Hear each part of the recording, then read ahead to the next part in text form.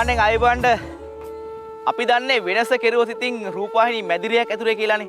ඒක තමයි වෙනසේ ආකෘතිය. රටේ කොයි දිබ්බාගේ ගියත් අන්තිමට ඔය ඔක්කොම අරගෙන බ්‍රහස්පතින්දා රෑ 10ට අපි රූපවාහිනියෙන් ගොඩ වෙනවනේ. ගෙදර මැදසාලේට. හැබැයි අපි මේ ආකෘතිය පොඩ්ඩක් බින්දා. අපි කල්පනා කරුවා. වෙනස රෑ 10 12 කරන මේ වැඩේ අරගෙන පොඩ්ඩක් ඈත එපිට පිටිසර ගමකට ගොඩ වෙලා ඒ ගම්වල තියෙන සුන්දරත්වය අපේ එකමත් එක්කලා අරගෙන එන්න වෙනසට පුළුවන්කමක් ලැබුණොත් එහෙම ඒක කොච්චර අපූර්වද? ඒ හින්දා අපි ආවා නිකවැරටියේ මාගල්ල වැව පැත්තට.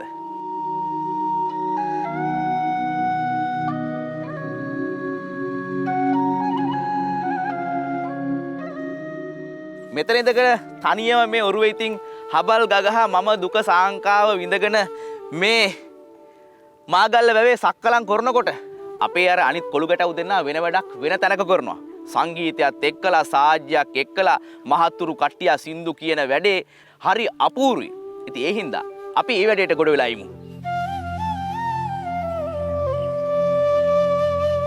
ගඟක් නොවේ නුඹ වැවක් උනේ ඇයි? නුඹ කාවෙනුවෙන්ද මේ දරාගෙන ඉන්නේ? නුඹ මොනවද පුරවගෙන ඉන්නේ? ඇයි මේ හැටි අමාරුවෙන් නුඹ දරාගන්නේ? හැබැයි නුඹ කාවෙනුවෙන් හෝ දරාගෙන ඉන්න බව නම් විශ්වාසයි. මට හිතෙනවා සම්පත් කතා කරන්නේ මේ මහා වැව ගැන කියලා. බැලූ බැල්මට අප්‍රාණිකයි. හැබැයි ප්‍රාණයක් සහිතයි උත්තර දෙන්න මේ වැවට බෑ. හැබැයි මට හිතෙනවා ඒ උත්තර අතරේ සමහර විට තියෙන්නේ මෙහෙම. අපේ බත සරි කරන්න, අපේ කෘෂිකර්මාන්තය සංවර්ධනය කරන්න. මේ සියලු දරාගැරීම් කරන්නේ රටේ ආර්ථිකය වෙනුවෙන්. මට හිතනවා සම්පත් මේ සියල්ල කරන්නේ මේ කෙත්වතු සාර කරමින් අපිට සරුසාරවත් කෘෂිකාර්මික පරිසරයක් හදන්න කියලා. අපි වෙනස පටන් ගමු.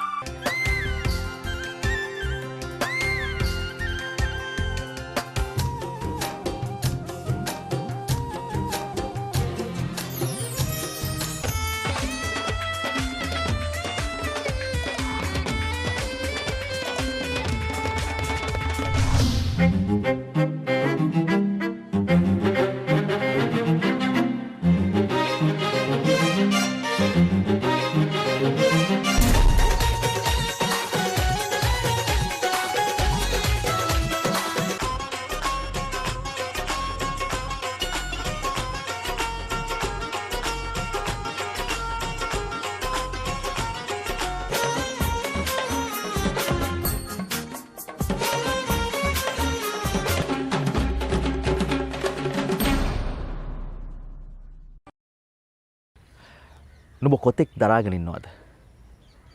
අක්කර අඩි 7500ක් මහා ජල කඳක්නේ ඔබ මේ දරාගෙන ඉන්නේ.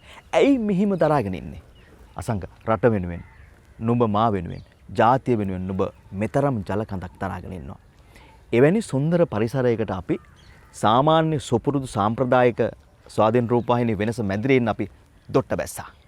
ආව අපි අපූර්ව සුන්දර ස්ථානයකට. මෙතන තියෙන බලන හැම තැනම ස්වභාවික පරිසරයේ සුන්දරත්වය. ඒ සුන්දරත්වයට අද රස හැන්දෑවක් වෙනවට කිසිම සැකයක් නැහැ.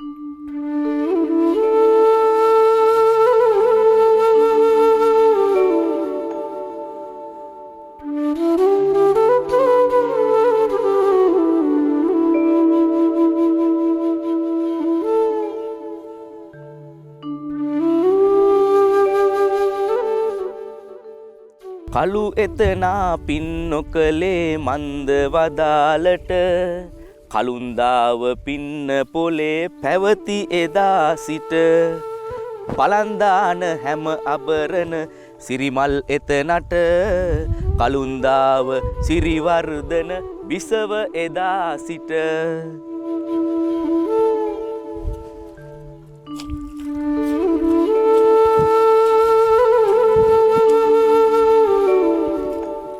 අයිබන්ඩ ඔය කවිය තියෙන්නේ කළුන්දා පටුනේ. කළුන්දා පටුන ලියවෙන්නේ දබදෙනිය රාජධානි කාලේ නෙවෙයි.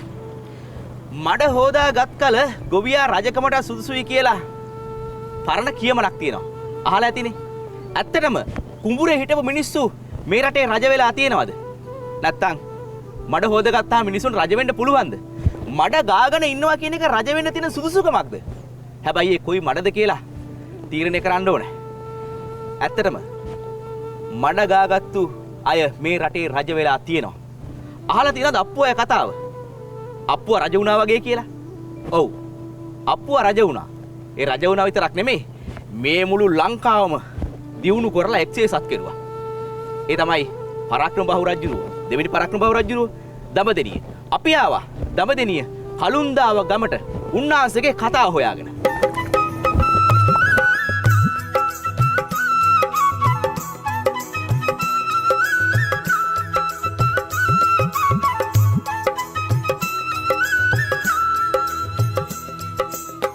අපි කිව්ව ගමට අපි ආවා.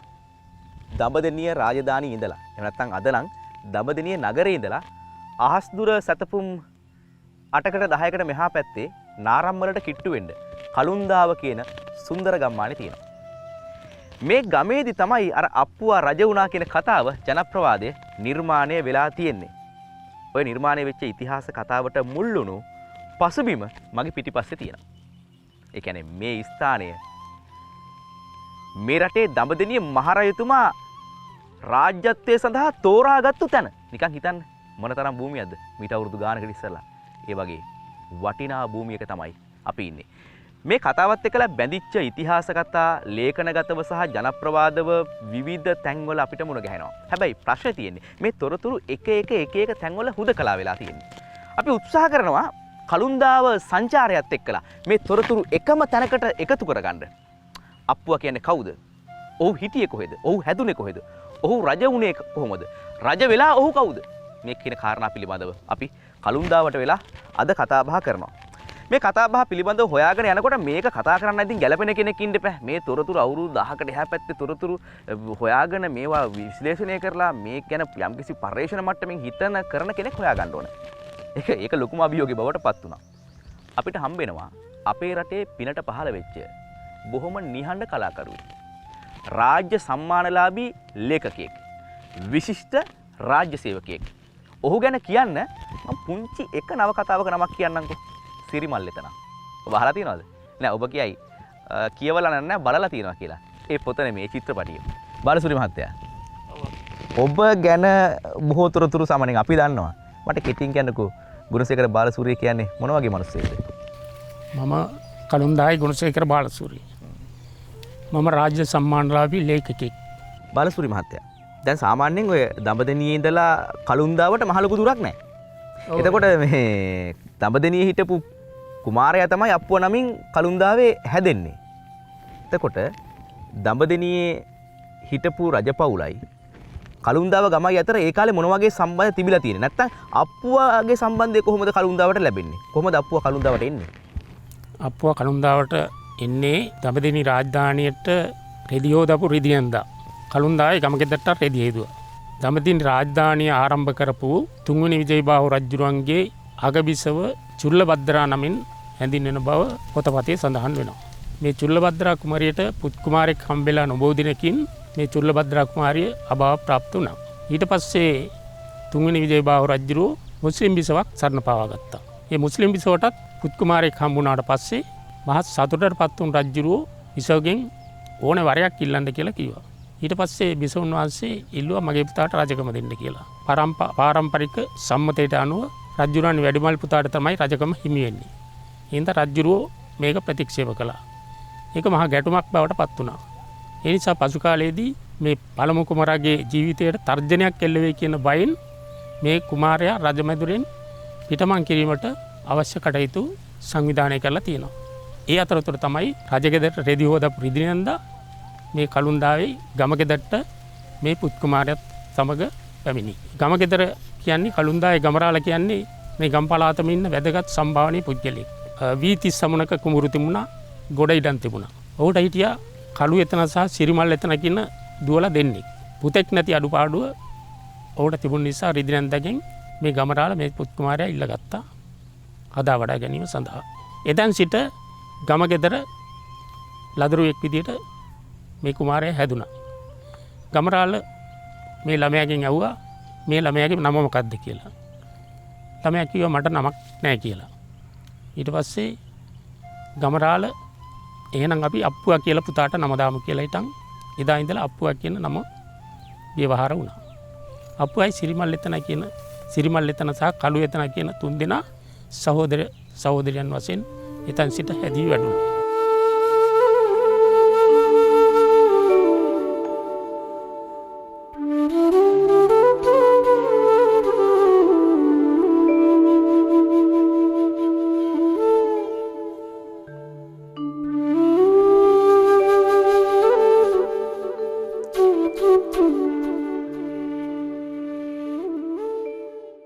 පිට මේ සියල්ල සංවිධානය කරලා වෙනසට අලුත් ආලෝකයක් ලබා දෙන්න කටයුතු කරේ ශ්‍රී ලංකා වාරිමාර්ග දෙපාර්තමේන්තුව. විශේෂයෙන්ම නිකවරටිය ඒ වගේම කටුගම්පල යන ප්‍රාදේශීය ඉංජිනේරු මහත්තුරු අපිට විශාල දායකත්වයක් ලබා දුන්නා. අපි අද එන්න කිව්වා මේ සුන්දර වටපිටාවේ අපිත් එක්ක කතා කරන්න වාරිමාර්ග ඉංජිනේරු කටුගම්පල නාලක සමරසිංහ මහත්මයාට. මේ එතුමා. ඒ වගේම ඔබ හොඳින් හඳුනන අපේ ධම්මික බණ්ඩාරයන්ටත් අපි එන්න කිව්වා. එතුමා ප්‍රවීණ ගේය පද රචක ගීත විචාරක මොනවද කියන්න බැරි හේතුන් පිළිබඳව නේද අසන්? තාම බර හඬ පෞරුෂයකට සමන්විත බොහොම ආදරණීය රසවතෙක් කියලා හඳුන්වන්නේ ඒකයි. කොයි විදියට ගත්තත් එතුමා එක්ක අපිට මේ හැන්දෑවේ බොහොම රසමුසු දේවල් කතා කරන්න අවස්ථාවක් තියෙනවා.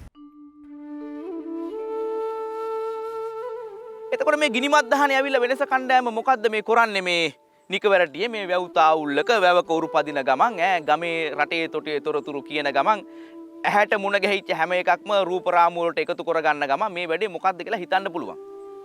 හැමදාම ඉතින් රෑ 10ට 12ට වෙනසේ රූපවාහිනී මැදිරියක මේ කටයුත්ත කරන එක වෙනස අපිටත් පොඩි ඒකාකාරී බවක් තිබුණා නෑ. වෙනසක් දැන් ඉතින් 400ක් විතර වෙන්න පටිගත වෙලා රට පුරා ඉල්ලා රටේ තොරේ තොරතුරු එකතු කරලා ඒ දේවලුත් එක්කලා අපිට හිතන පොඩ්ඩක් වෙනසේ රාමුව විඳගෙන ගම් වැදුනොත් හොඳයි කියලා.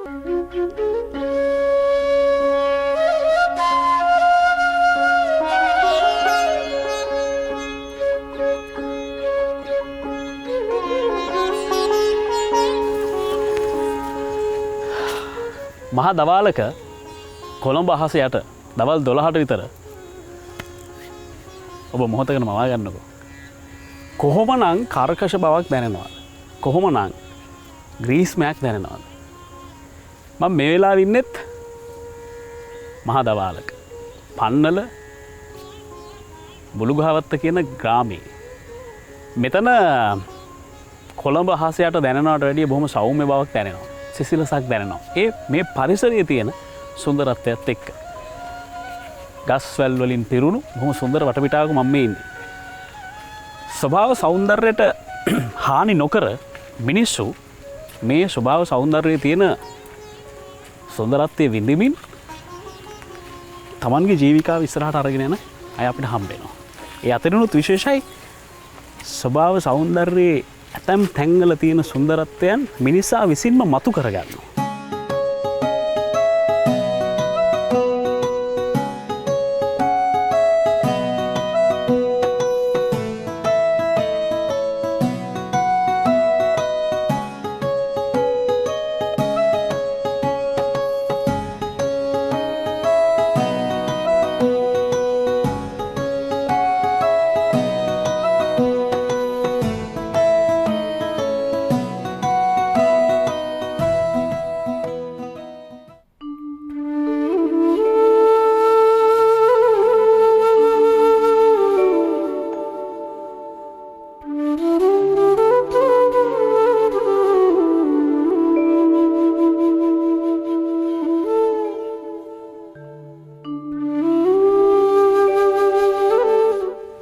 ගොඩක් වෙලාට අපි ගොඩක් අය කැටයන් දැකලා තියෙනවානේ. මේ ඉන්නෙත් එහෙම කැටයන් දාන කෙනෙක්.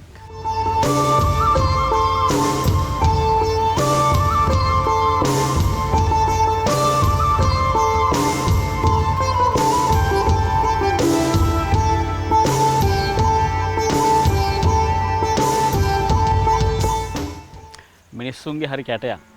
එහෙම කියනවා අපිනේ. කුමාර ලියනකේ ඔයා කැටයන් දාන්න පටන් ගන්නේ කොයි කාලේ ඉඳලාද? ඉස්සෙල්ලා මං කුලේපිට කර්ම විද්‍යාලයේ මාස 6ක් කැටයන් කෝස් එකක් කරා. බඩුවැඩ කෝස් එක. ඒක ටික කාලයක් ඉද්දී ඇප්ලිකේෂන් එකක් කෙනා කුරුණෑගල සාර්ගම කාලික විද්‍යාලයෙන් මෙහෙම කෝස් එකක් තියෙනවා එන්න කියලා. ඒ කියන්නේ යන්නේ කැටයම් කෝස් එකට. යද්දී ඒ කියන්නේ කැටයම් කෝස් එක අනිවා කරන්න නම් වඩුවේට අවුරුද්ද කෝස් එක කරන්න ඕනේ. එන්නේ level 4 කෝස් එකට ඒක අවුරුද්දක් කරලා තමයි කරන්න ඕන. ඒක වඩුවේ කෝස් එක කෙරුවා. කරලා තමයි කැටයම් කෝස් එක පුරුදුනේ. ඒ කියන්නේ ඒක මාස 6 කෝස් එක. ඒකෙන් තමයි මුල් හුරුව ඉතින්. ඉස්කෝලේ ගියාද මොනවාද ඉගෙන කොච්චර දුරට ඉගෙන ගත්තා? මම 11 වෙනිකන් ගියා සාමාන්‍ය දක්වා ගියා. ඒකෙන් තමයි ඊට තමයි කෝස් එකක් කරන්න හිතුනේ. ඒකෙන් තමයි පුරුදුනේ. දැන් අද වෙනකොට අවුරුදු කීයද? පටන් අරන් අවුරුදු 5ක් විතර එනවා. දැන් සාමාන්‍යයෙන් අපි කැටයම් කියලා අඳුරගන්න දේවල් තියෙනවා. දොර උළුවව්වක කැටයමක්, එහෙම නැත්නම් මල් ලෑල්ලක්. ඒ වගේ කැටයම්නේ අපි එකපාරට කැටයම් කියපු ගම. එහෙම නැත්නම් ඇම්බැක්කේ කැටයම්. දැන් ඔයාගේ කැටයම් අනිත් කැටයම් වලින් වෙනස්නේ. ඇයි ඔයාලට හිතෙන්නේ ඒ වගේ කැටයම් වලට අවධානය දෙන්න? මම ගොඩක්ම කියන්නේ සත්ත්ව රූප කියන්නේ මූර්ති වගේ තමයි. සත්ත්ව රූපේ නැත්තම් ඔය අහක දාන මුල් වලින් ඒ වගේ තමයි ගොඩක්ම ගන්න අහක දාන ඒවා කියන්නේ කවුරුහරි පාවිච්චි කරන්න බැරුව අහක දාන මුල් ඒ වගේ තමයි ගොඩක්ම නිර්මාණය කරන්න පටන් ගන්න. ඒවට මම ගොඩක් ආසයි කියන්නේ පරිසරයට ආසයිනේ. පරිසරයේ සත්ත්ව රූප ඒවා තමයි. පළවෙනි කැටයම කරපු කාලේ මතකද? 2016 විතර තමයි පටන් ගත්තේ මම. කැටයම් රූප පටන් ගත්තේ. මොකක්ද ඒ කැටයම? ඒ කියන්නේ මවුසේන හස වගේ එකක් කියන්නේ ලෑල්ල කතා මවුසේන හස කියන තා පටන් ගත්තේ. ඊට පස්සේ ඉතින් ඇත් රූප තුම්පත් රැන්න ඉන්න පොඩි පොඩි කොටවල එහෙම තමයි. කාර්මික විද්‍යාලයේ ඉගෙන ගන්න කාලේ හිතුවද තමන්ගෙම කියලා කැටයම් කරන තැන පටන් ගන්නවා කියලා? අපිට ෂිෆ්ට් එකක් තිබ්බේ වැඩ කරන තැන. එහෙම ඉතින් දැන් ඒක නිමවන දවස් තියෙනවානේ. වැඩ කරද්දි ගෙදරම වැඩ කෙරුවා. කියන්නේ පොඩි පොඩි හදන්න කතා විකුණන්නේ මේ හදන්න කතා කියන්නේ. පොඩියට පටන් ගත්තා. ඒ හිතුවේ නැහැ ඉතින් මේ වගේ තත්ත්වයක කියලා ඉතින්.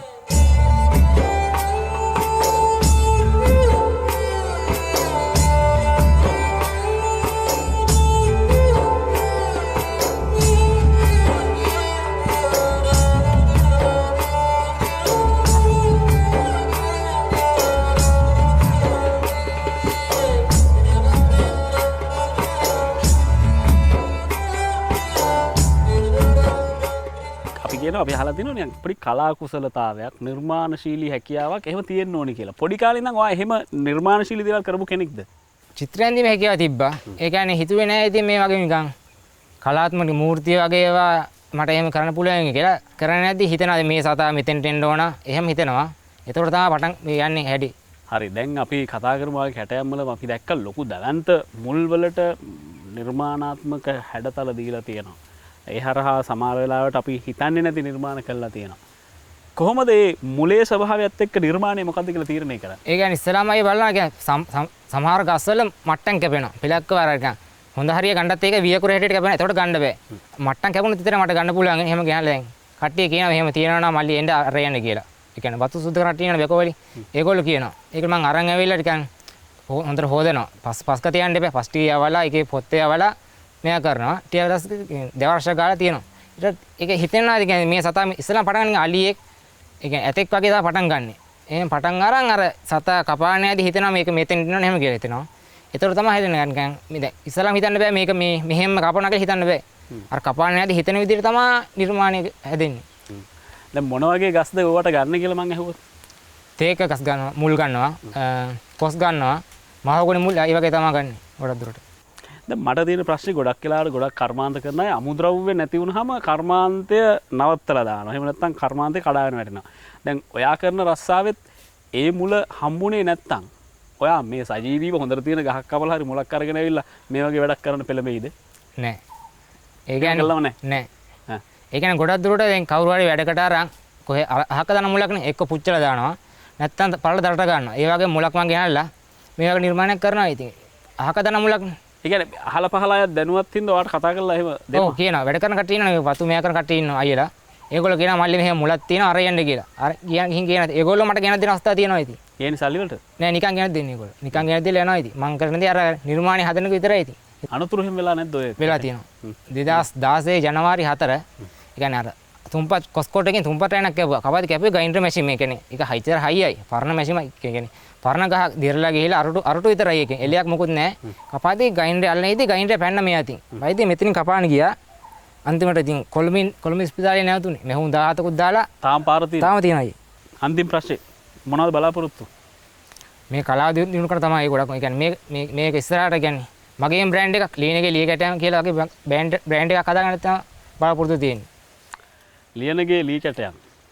එහෙම බ්‍රෑන්ඩ් එකක් අපි අතරට සමාජයට එන දවස වෙනකම් බලාගෙන ඉමු. අපි ඔහුට සුබ පතනවා.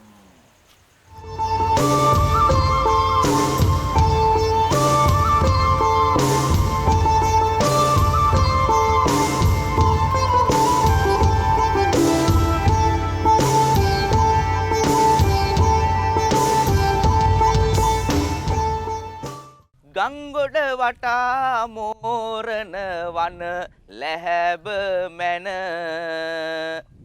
අහුමුළු නෑර සිය අනසක පතුරුවන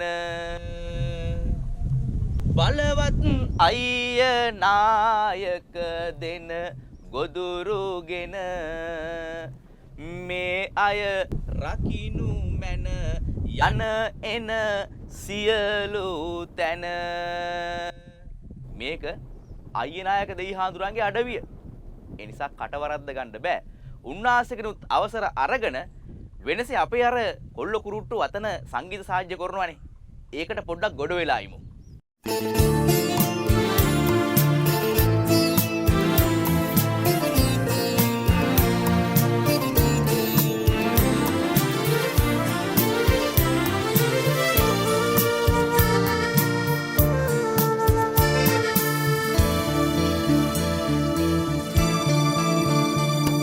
කතා නොකරන මල්පෙති වගේ මට ඔය තොල්පෙති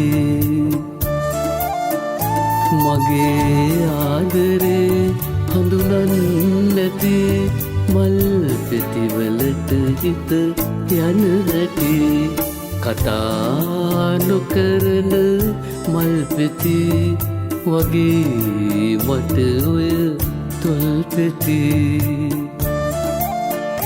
මගේ ආදරේ හඳුනන්න නැති මල්පෙති වලට හිත යන නැති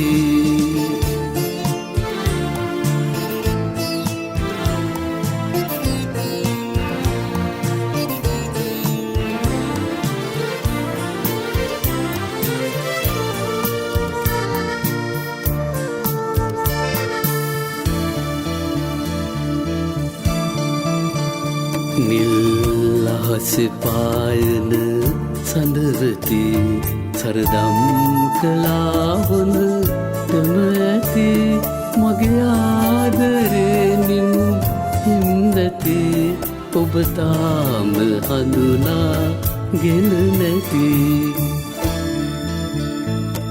කතා නොකරන මල්පෙති වගේ මට ඔය තොල්පෙති මගේ ආදරේ හඳුනන්න නැති මල්පෙතිවලට හිත යන නැති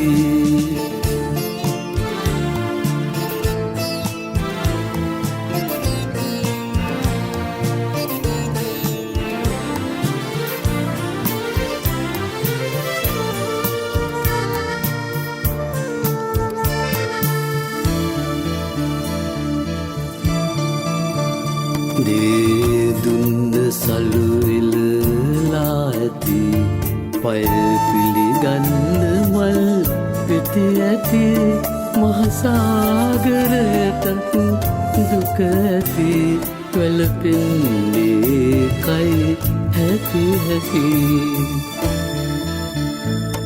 කතා නොකරන මල් පෙති වගේ මට ඔය තොල්පෙති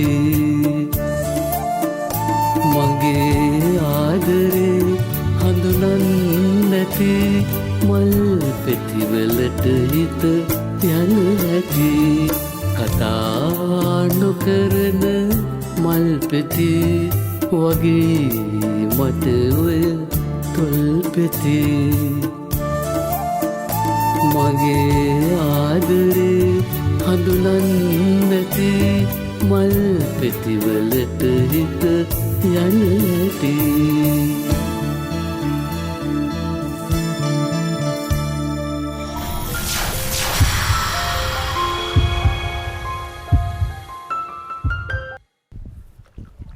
වාරිකාර්මාන්ත ඉතිහාසය අවුරුදු 10 ගාණක් එහා පැත්තට යනවා. විජය රජුරෝ අපේ රටට ආවට පස්සේ අපි සාමාන්‍යයෙන් අහලා තියෙනවානේ අනුරාධපුරයේ රාජධානී බවට පත් කරගත්තා කියලා. මොකද ඉතින් මල්වතුය කලාවය මුල් කරගෙන ජනාවාස බිහි වෙලා ක්‍රමානුකූලව වැව්වමුණු කියන තාක්ෂණයට යන්න පටන් ගත්තා. ඒකට හේතු වුණේ ඉතින් රජරට පැත්තේ වැස්ස කොහොමදත් අද කාලේ වගේම තමයි. එදත් ඉතින් අඩුව තියෙන්න ඇති නෝ. මෙහෙම කරලා ලංකාවේ හදන පළවෙනි වැව බසවක් කුලම වැව. අනුරාධපුරයේ පැත්තේ ගියාම ඔය රුවන්වැලි සෑයට මෙහා පැත්තෙන් හරි අපූර්වට තියෙන්නේ. ඔය කොයි කවුරුත් නාගන්නේ බසවක් කුලමෙන් නෙවෙයි. මොකද අනිත් වැවුල නාන එක තහනම් කරලා තියෙන්නේ. මිනිස්සු ගියොත් ඉතින් ඒ තැන කරලා එන්නේ විනාශයක්නේ. ඒ වැවුවල ජලය පානීය අවශ්‍යතාව වලට ගන්න නිසා ඒක නතර කරලා තියෙන්නේ. හැබැයි ඉතින් බසවක් කුලමෙන් නොනාපු කෙනෙක් අනුරාධපුරයේ ගියා නම් නැතුව ඇති. ඕන කෙනෙක් බසවක් කුලමෙන් නා කියාගෙන තමයි එන්නේ. මේ බසවක් කුලම නෙමෙයි. මේක නිකවැරටියේ මාගල්ල. වැව්වල ඉතිහාසය පටන් ගන්නෙ බසවක් කුලමෙන්.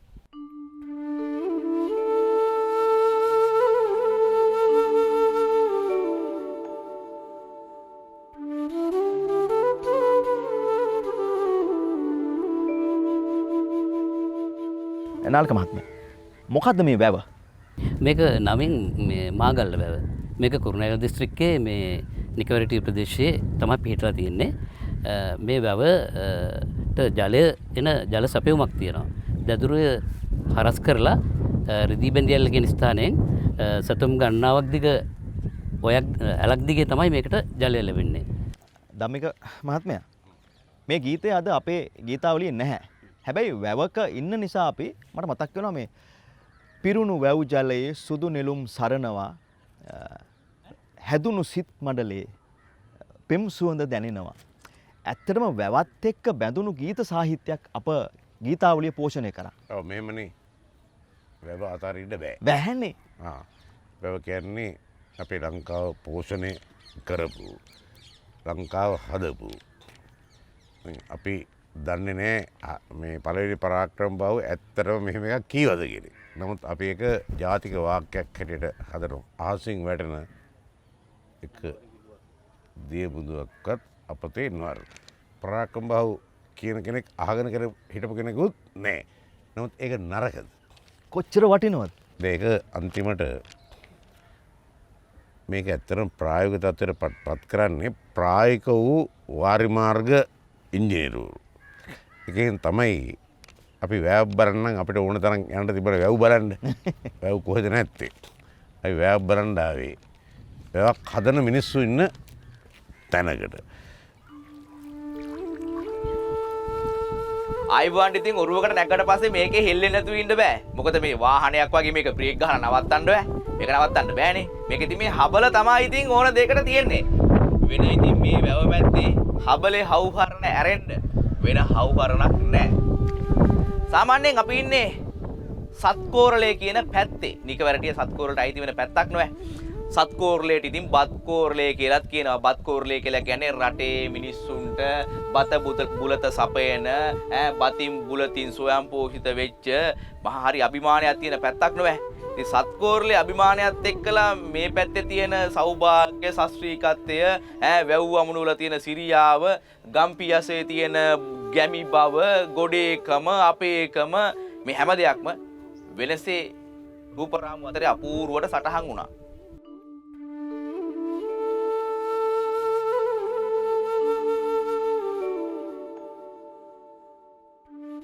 වාරිමාර්ග ගැන කතා කරනකොට වැවත් එක්ක සම්පත් වගේම ධමික බණ්ඩාරයන් කතා කළා වගේම Facebook එකේ කොල්ලෝ ටිකක් ලියලා තියෙනවා කලාවැව හිඳෙනවා ආයමත් පිරෙනවා මේක ඇවිල්ලා වාරිමාර්ගයේ තේමා ගීතය කියලා. මගේ හිත බිඳෙනවා ආයමත් හැදෙනවා.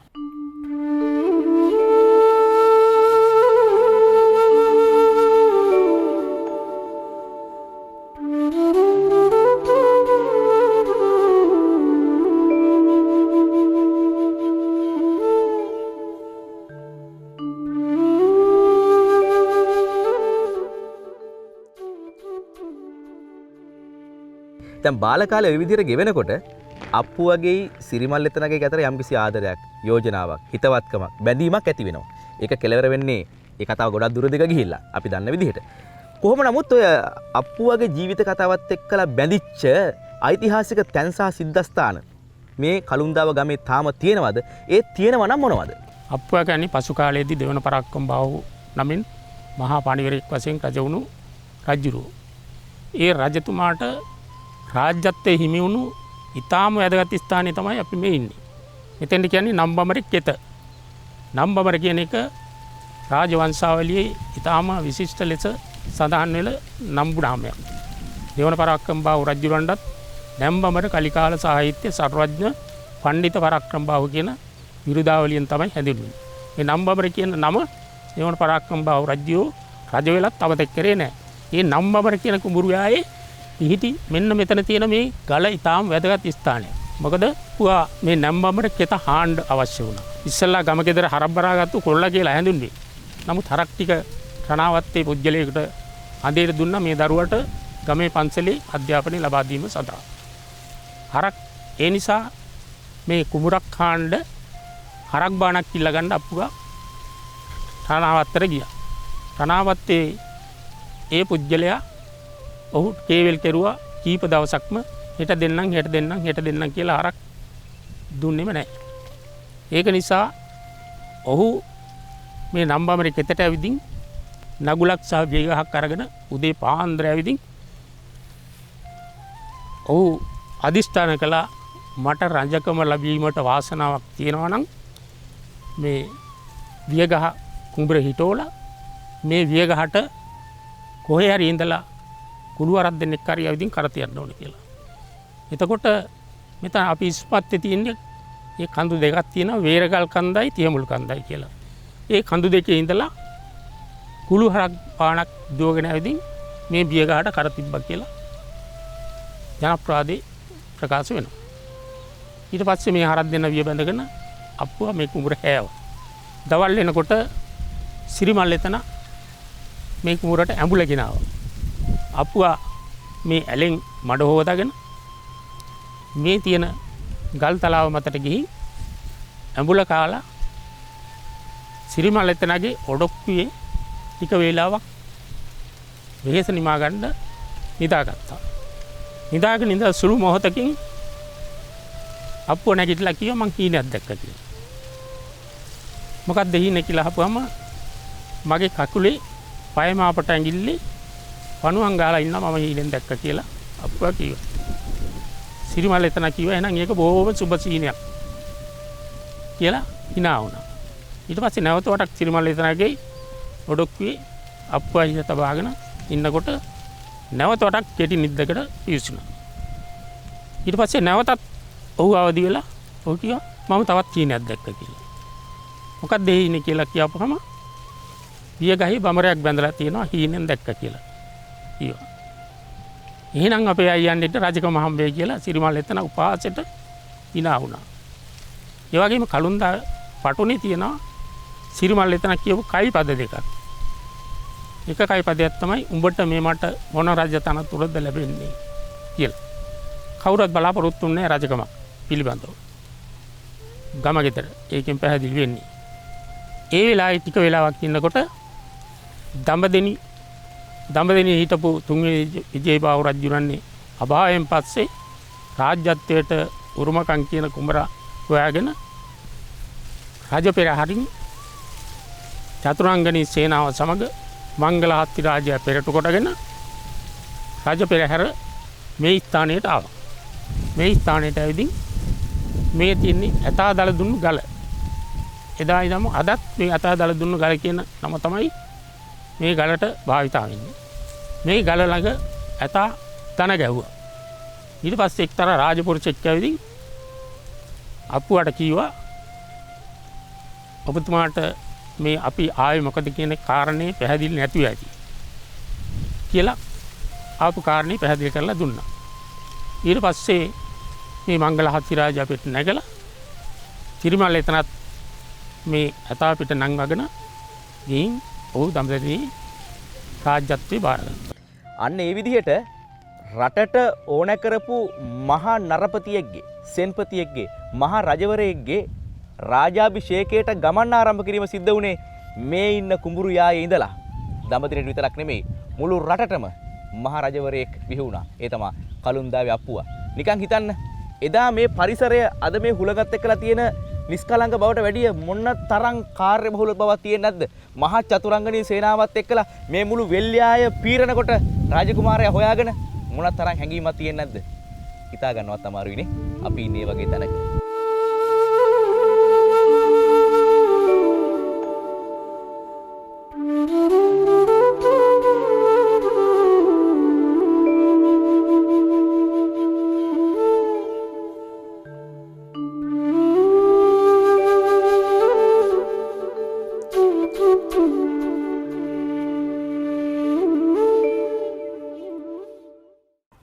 වැව්බැඳි රාජ්‍ය කිව්වම ඉතින් අපි දන්නේ රජරට පැත්තනේ.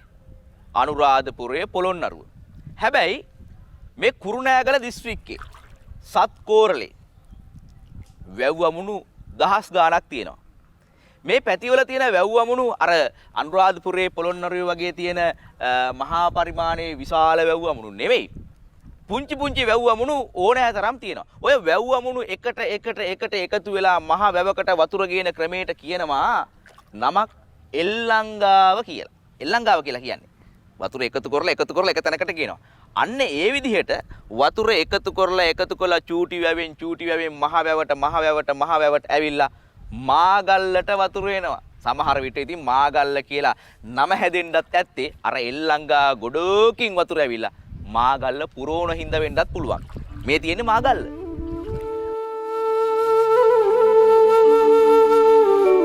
ගීපද රචනාවට අනුපමේ සේවාවක් කරපු සුනිල් සරත් පෙරේරා ලියනවා පෑදිය නිල්ල සුදු නෙළුමට මිහිර පොවයි පාළුව ලුහු බඳින කිරලා හඬා වැටේ.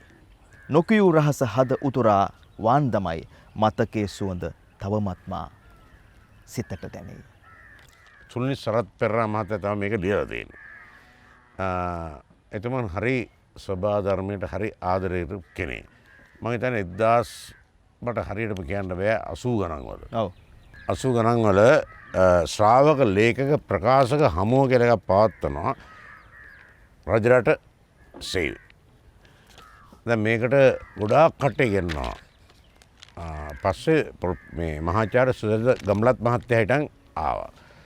ඊට පස්සේ ඒගොල්ලන්ට ආදර්ශයක් හැටියට අමරදේව මහත්තයාත් එතෙන්ට එනවා. ඇවිල්ලා කියනවා පුරුවන් නම් මේ ප්‍රවීණයන්ට කියන්නේ දැන් සින්දුවක් හදලා දැන් ගයන්. ඒ ගයන්න කියන තැනදී ඒක බාර දෙන්නේ අභියෝගයේ සුනිල් පෙරේරා මහත්තයාට. මම දැන් එතුමත් එක්ක ඔයිට කලින් කතා කරනවා අදත් කතා කරා.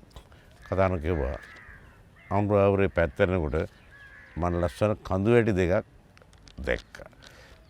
මට මේ අභියෝගය ආපුහම මට එකපාරටම මතක් වුණේ මේ දේ. ඊට පස්සේ මම කල්පනා කරා එක්වීම වෙම්වීම කොහොමද මේ කඳු දෙකත් එක විසඳගන්නේ. ඔබ මා සමග එයා ඉස්සරහලියේ වැලිබත් උයන දවස කියලා. ඊට පස්සේ ආයෙ ගත්තා. ඔබ මා සමග අතිනත ගන්නා දවස. අතිනත ගන්නා දවසකම ඕන කෙනෙකුට හිතනවා මේක මංගල්‍යම්ම කියලා. මංගල්‍යයක්ම වෙන්න බෑනේ. එතකොට කවුද මේකට සාක්ෂි දරන්නේ? මේ මහ කන්ද බැලුවා හිඳ ගම සිටද. කන්දක් බලන්නේ කොහොමද? ගොඩක් සාහිත්‍යයේ අජීවී වස්තුන්ට සජීවී බව දෙන කන්ද බලනවා. ඔබ මා අතර වෙන නුවරක ගිය සොයා දාලා ගිල නැද්ද? කී දෙනෙක් දාලා ගිල තැන. අර එතකොට කවුද අපි දිහා බලන්නේ? මේ මහ කන්ද බැලුවා හොරහින් මල්ස. හොරහින් බල්ස කියන සංස්කෘත වචන දන්න කටාක්ෂ නිරීක්ෂණය. අහම් බලනවා.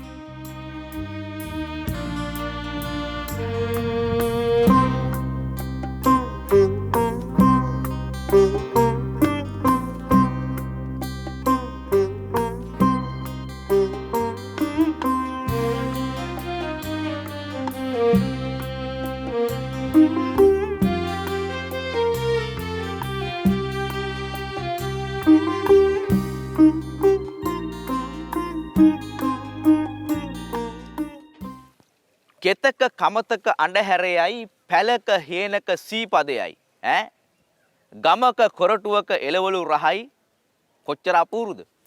මේක ඉතින් මේ සත්කෝරළේටම උරුම වෙච්ච දෙයක්. හැබැයි ඉතින් දැන් නම් අර ඉස්සර වගේ කෙතේ කමතේ අඬහැරයක් පැලේ හේනේ සීපදයක් ඇහෙනවා බොහොම අඩුයි. දුක සාංකාව නිවා ගන්න මිනිස්සු එදිනදා ජීවිතයේ තියෙන කාර්ය බහුලත්වය අඩු කරගන්න ඔය කවිසීපද ගැමි කතා ප්‍රවෘත්ති එතකොට ඔය තියෙන බලිතොවිල් සාන්ති කර්ම වෙන්න පුළුවන්. ඒ වගේම එක එක සංස්කෘතික මංගල්‍ය වෙන්න පුළුවන්. ඒවා මේ සත්කෝරලේ තාම තියෙනවා. ආයිබෝන්ඩ කියන්න දැන් සාමාන්‍යයෙන් යලමහ කන්න දෙක පැහුනට පස්සේ මේ සත්කෝරලේ හැම වැවකම හැම ගමකම ඒ ප්‍රදේශයට මුල් වෙච්ච දෙවිවරයෙක් ඉන්නවා.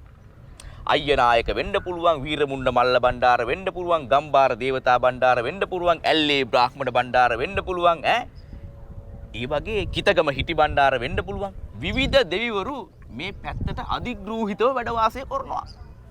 ඕන මොහොතක උන්වහන්සේලා වෙනුවෙන් යලමහ දෙකන්නට කිරියුතුරු මංගල්‍ය පවත්වලා දෙවිවරු සතුටු කරන එකත් මේ පැත්තේ ගොවියන්ගේ මහා ඉහළ උත්සවයක්.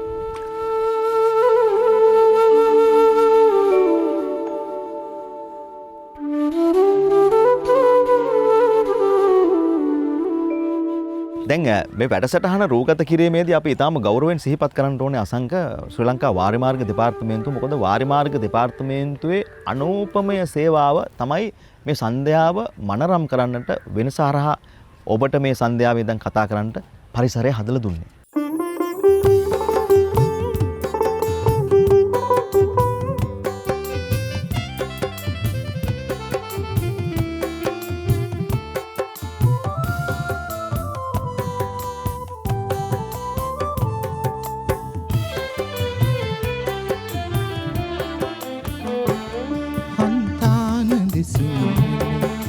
සීත සුලංගන ඔබ තාම හොඳින් හඳුනනවා නම් මේ පාන ඔබේ සුරතින් බැලූ මං බෝමක වේ සංකරගන්නම් හන්තාන දෙසින් මුතු සීත සුලංගන ඔබ තාම හොඳින් හඳුනනවා නම් පාන ඔබේ සුරතින් බැලූ මං බෝමක වේ සංකරගන්නම්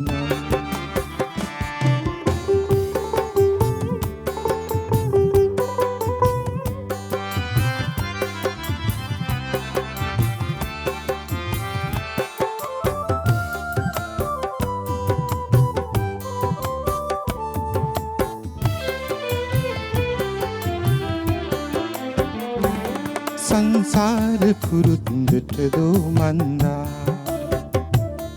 ගංගාව ශෝකයෙන් වැළපෙනවා සංසාර පුරුද්දට දෝ මන්දා ගංගාව ශෝකයෙන් වැළපෙනවා මං තාම මහා වැලිගන් එවුරේ වැලි පාර දිගේ හවසට යනවා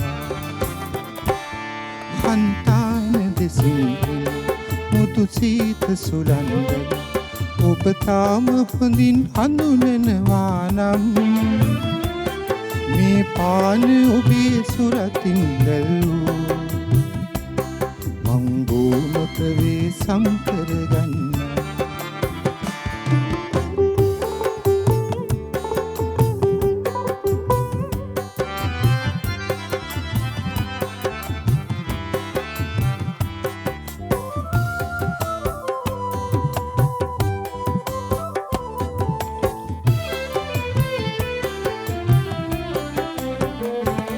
තනිවී අදමා මිරවරවුමේ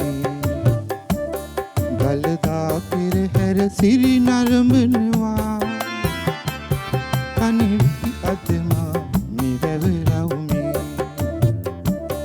ගලදා පෙරහැර සිරි නරඹනවා මහ සෙනඟ අතර ඔබ කොතැනක හෝ එහි හිඳිනු ඇතැයි නිකමට හිතෙනවා හන්තාන දෙසින් මුතු සීත සුලංගන ඔබ තාම හොඳින් හඳුනනවා නම් මේ පාන ඔබේ සුරතින් බැලූ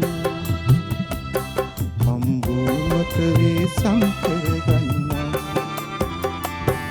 సంతాන දෙසින් මුදු සීත සුලන්දල ඔබ තාම හොඳින් හඳුනනවා නම් මේ පාන ඔබේ සුරතින් වැල්ලූ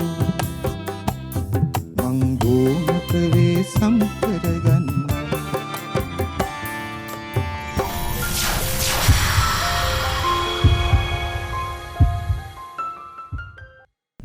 සෙවනැලි අවදි නොමවන වැව් ඉවුරු කොනේ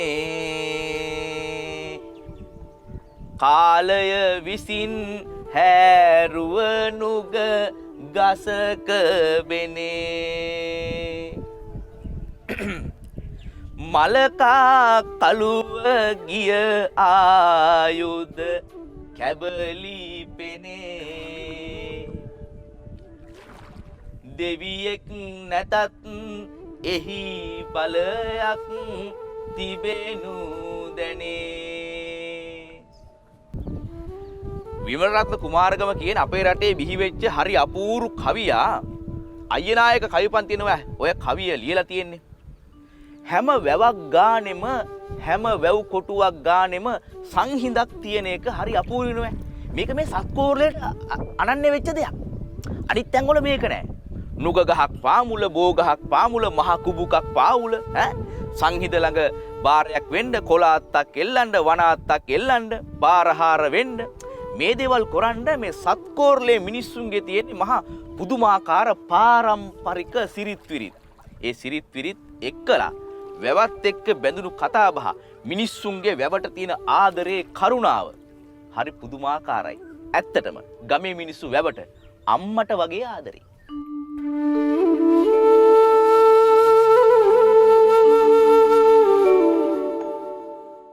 දැන් මේ ආකාරයට අසංග ලියවුණු ගීත සාහිත්‍යයක් අපේ අතීතයේ ගීතාවලිය පෝෂණය කරා.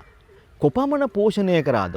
වත්මනේ ගයන ගීත ඒ ගීත ගයන්නට එන සියලු දෙනා ගයන්නේ අසංග මේ ගීතනේ. ඒ කියන්නේ මේ ගීත සදාකාලිකයි. කාලීනයි. හැමෝගෙම හදවත්වලට ඒ වගේම හැමෝගෙම සිතුවිලි වලට හැමෝගෙම අත්දැකීම් වලට කතා කරන්න පුළුවන් ගීත සාහිත්‍යයක් අපිට තියෙනවා. ඒ ගීත සාහිත්‍ය සම්බන්ධ සමහර විට එහෙම අද දවස වෙනකන් ඉතුරු වෙලා තියෙන හේතුව මේ වගේ ගීපද රචකයින් Tamanගේ අත්දැකීම් අනුසාරයෙන් ගොඩනගපු මහා නිර්මාණ හින්දා වෙන්න පුළුවන්. දැන් අද මෙතන බටහිර පන්නේට වයන සංගීත භාණ්ඩ නැකෝ ඩ්‍රම් සෙට් එක.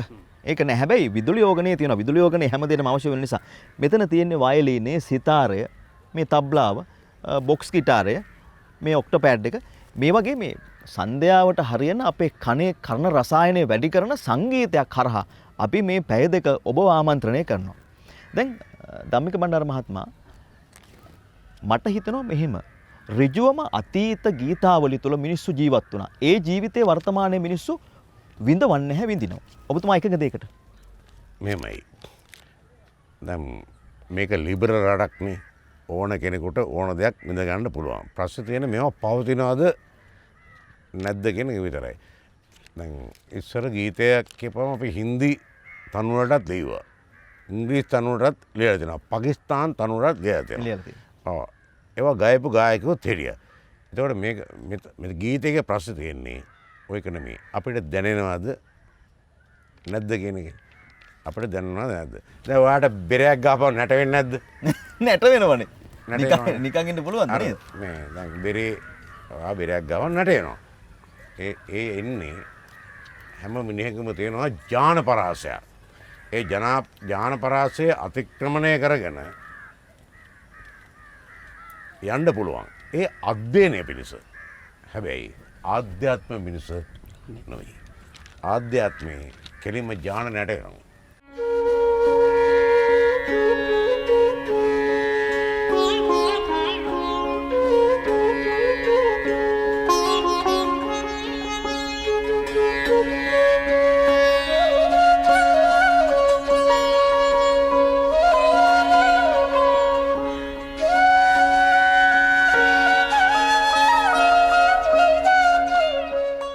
දඹදෙණිය රාජධානියට මහා රජවරයා නිර්මාණය කරන්නේ කළුන්දාව කියන ගමේ.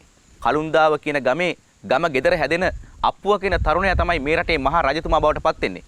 එහෙම සූසට කලාවන්ගෙන් පරිපූර්ණ ප්‍රෞಢ රජෙක් නිර්මාණය කරන්න මොන තරම් පසුබිමක් කළුන්දෑව ගමේ තියෙනට ඇද්ද? කළුන්දාව ශ්‍රී සුදර්ශනාරාම රජමහා විහාරයේ අපි ඉන්නේ. මේ පන්සලේ තමයි අප්පුවා තමන්ගේ ශිල්ප කටයුතු ප්‍රගුණ කරන්නේ මහා සංඝරත්නයේ ආශිර්වාදයත් එක්කලා. ගුණසේකර බාලසූරිය මහත්තයා. දැන් ඔය කියන අප්පුවා කියන තරුණයා මේ කොළු ගැටයා ඉගෙන ගන්න පන්සලට එනවා. එතන ඉඳන් කතාව අපිට කියන්නකෝ. මේම යමිලි මහත්තයා. දැන් මේ අප්පුවා කියන තරුණයා කියන්නේ ළමාවියේදී ඔහුගේ තියෙන හුරුබුහු ටිකක් දැකලා ගමේ පන්සලේ හාමුදුරුවෝ මේ ගමේ ගම් නායකයා තමයි ඒ කාලේ ගමරාලට කියලා තියෙනවා මේ පන්සලට දරුවා විදිහින් අකුරු ගන්නන්න කියලා හිටන්. එතකොට අපිට ඒක උපකල්පනය කරන්න පුළුවන් වෙන්නේ මේ මහා පඬිවරයෙක් වෙන්නේ කොහොමද කියන අදහස සනාථ කිරීම සඳහා. ඒක උපකල්පනය කරන්නේ දැන් ගලුන්දායේ ගමරාලට හිටිය හරක් පට්ටියක්. මහ විශාල හරක් පට්ටියක් හිටියා. ඒ හරකුන්ගෙන් තමයි මේ කුඹුරු යෑයි. හරක් බලපු කොල්ලා කියලා තමයි ඉස්සෙල්ලා හැඳුන්ලා තිබුණේ. ගම ගෙදර වාල්කොණ්ඩ හිටියා කියලාත් කියනවා. ජනප්‍රවාදවල. කෙසේ වෙතත් ගමරාලගේ දරුවෙක් විදියට තමයි ගමරාල සැලකුවේ. ඉතින් මේ තනත්තට මේ හරක් ටික හරක් බාණක් ගේන්න ගියේ නම්බමරේ කෙතේ හීයන්ඩ රණාවත්තට ඒ හරක් බාණක් ගේන්න ගියේ හරක් නැති නිසා නෙමෙයි. මේ කුෂිකාර්මික කටයුතු වලින් තරමක් මෙයා ඉවත් කරලා මෙයාට මේ ගමේ පන්සලේ අධ්‍යාපනය ලබා දීමට අවශ්‍ය නිසා. ඒ නිසා තමයි මේ පන්සලේ අධ්‍යාපනය ලැබුවේ. මේක කළුන්දාව ශ්‍රී සුධර්මාරාම රාජමහා විහාරස්ථානයේ විදියට තමයි හඳුන්වන්නේ. එතකොට දැනට අවුරුදු 800කට පමණ උඩදී ওই සිද්ධියක්. එතකොට මේ පන්සලේ ඉස්සර අධ්‍යාපන මධ්‍යස්ථානයේ ගමේ පන්සල සියලුම සූසැට කලාව කියන්නේ සියලුම විෂයන් 64ක් උගන්වලා තියෙනවා. මේ පන්සලේ ඉගෙනගත් බවට සාධක තියෙනවා. මට මේ ප්‍රශ්නේ ගැටලුව ඇති වුණේ ඉස්සරලාම මගේ සිරිමල් එතන කියන නවකතාව මම ප්‍රසිද්ධියට පත් කළාට පස්සේ ඒ නවකතාව බොහොම ජනප්‍රිය වුණ නවකතාවක්. ඒ නවකතාව කියවපු විද්වත්තුන් බොහෝ මගේ හිතවතුන් මගෙන් ප්‍රශ්න කළා මේ කළුන්දායේ ගම ගෙදර හැදුණු වැඩුණු දරුවෙක් කොහොමද මේ වගේ මහා පඬිවරයෙක් වුණේ කියලා හිතන්. දැන් දෙවන පරාක්‍රම බාහු රජුරෝ කියන්නේ මහා පඬිවරයෙක්. ඔහු කෞසිලි වෙන කියන මහා කාව්‍ය ලියුවා. ඒ වගේම විසුද්ධි මාර්ග දැන් බුද්ධඝෝෂ හිමියන් ක්‍රිස්තුවර්ෂ 5 වෙනි සතවර්ෂයේදී ලියපු මේ විසුද්ධි මාර්ගයට සන්නයක් ලියුවා.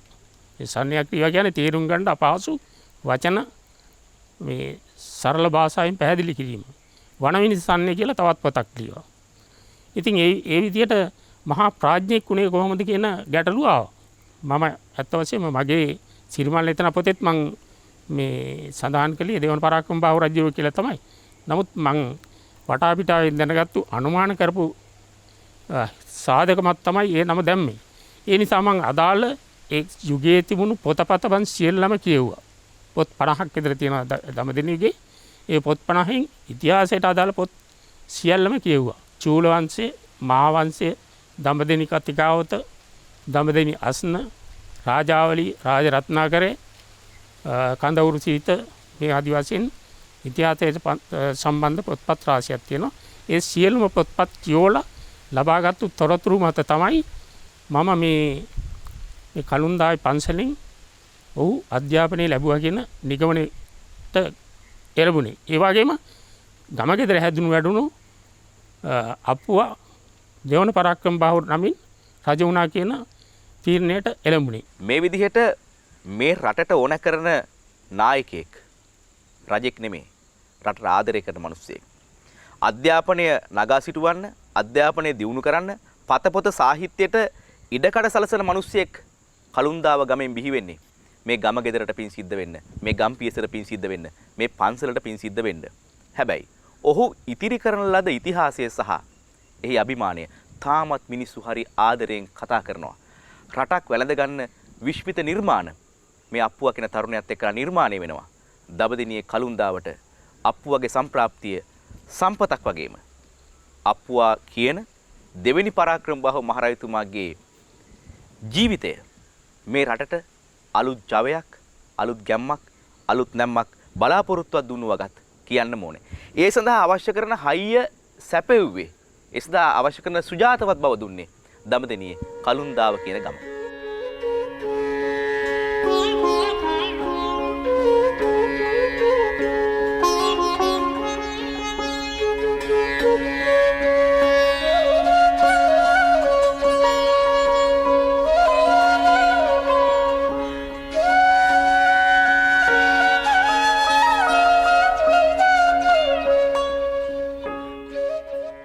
සමහර විට සෞන්දර්යයක් විඳින්න ඕනම මිනිස්සෙකුට පුළුවන් කියලා කිව්වට සමහර විට පරිපාලකයෙක් ගත්තොත් අපි දකින නායකත්වයේ දෙන කෙනෙක් ගත්තොත් ඔහුට හෝ ඇයට වෙලාවක් නැහැ වගේ එකක් තියෙනවා. සෞන්දර්යය කියන චාරිකාවේ යෙදෙන්න වෙලාවක් නැහැ. හැබැයි ඇඟ ඇතුලේ සෞන්දර්යවාදියෙක් ඉන්නවා. සෞන්දර්යය විඳින්න පුළුවන් කෙනෙක් ඉන්නවා. ඔබතුමා මේකට හොඳ උදාහරණයක් මට හිතේ.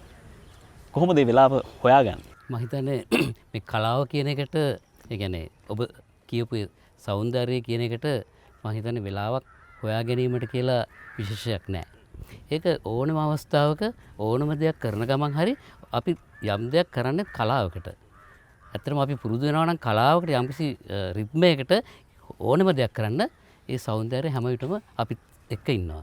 ඉතින් මම හිතන්නේ ඒකට හිත ඒ විදිහට අනුගමනය කරගන්න එක තමයි මම හිතන්නේ ලොකුම දේ. ඉතින් ඒ පැත්ත මම දන්නේ මොන හේතුවක් නිසාද කියලා පුංචි කාලේ ඉඳලා මට ඒ පැත්ත තියෙනවා. මොකද ඉස්කෝලේ යන කාලේ ඉඳලා මම හිතන්නේ මේ ධම්මික සර් දැන් කතා කර අපි ඇවිල්ලා මේ පාසල් කාලේ නොදුටු මිතුරෝ. ඔව් කියන්නේ ඇත්තටම කියනවා නම් මට වඩා අවුරුදු 7යි කොළඹ ආනන්ද විද්‍යාලය. නමුත් මේ හම්බෙන්නේ පස්සේ තමයි අපි හම්බෙන්නේ. හරි මම දන්නේ මේ මොන හමුවීමක්ද කියලා. ඉතින් අර කලාවත් එක්ක ජීවත් වෙද්දී කලාවට ලැබියාවක් වෙද්දී අනිත් අපිට අනිකුත් අපේ රාජකාරී වැඩ කටයුතුත් ඇත්තටම කරගන්න බොහොම පහසු වෙනවා.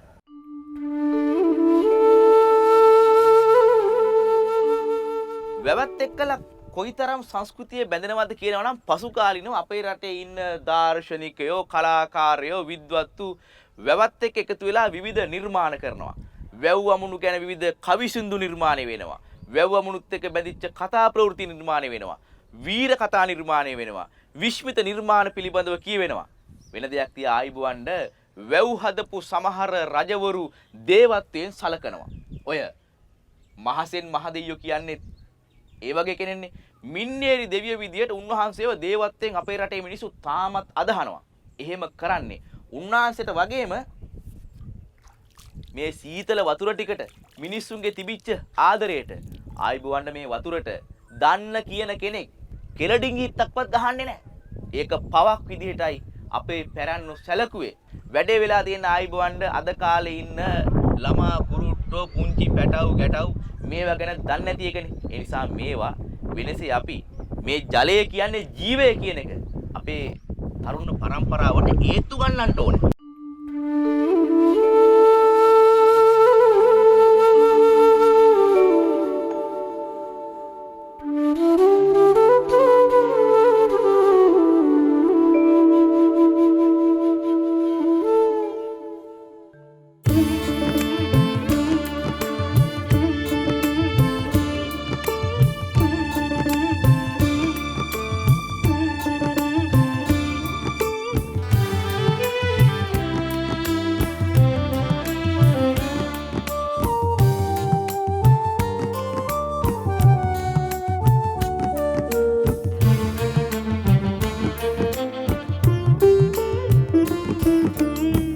ගමට කලින් හිරු මුළු තැන්ගෙට වඩනා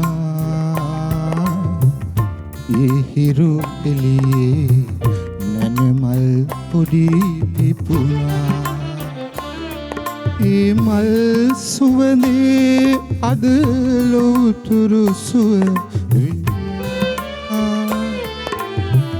කලාවැවිනිල් දියවර අපේ අම්මා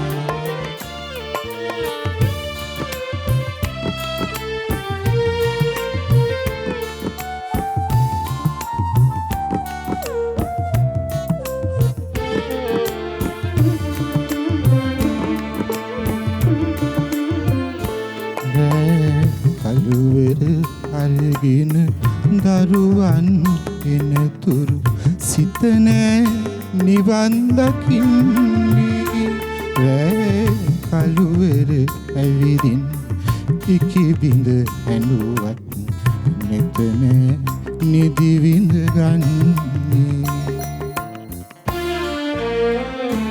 හිට අරුණට සැරසේ තව දවසක් ගැන නිම්දේ සිහින දකින්නේ මහමායාවෙනි කවදාදු ඔය නෙතු දරු සිනහසින් මිදෙන්නේ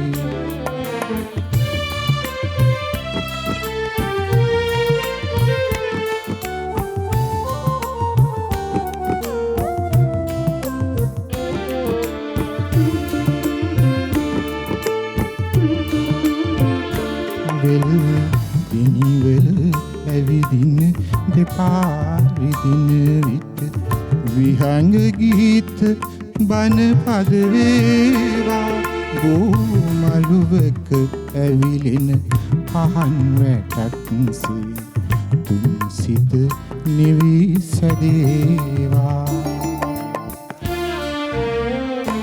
මතු කුපදින සසරේ විශාකාව වී මෙත් මග නෙත් හමුවේවා ඇත් රජිනියනේ ඔබේ නැවිලි ගීතය ලොවම නිවන කවියක් වේවා ගමට කලින් හිරු මුළු තැන්ගෙට වඩනා ඒ හිරු එළියේ මල් පොඩි පිපුණා ඒ මල් සුවඳේ අද ලෝතුරු සුව විඳිනා කලාවවේ නිල් දියවර අපේ අම්මා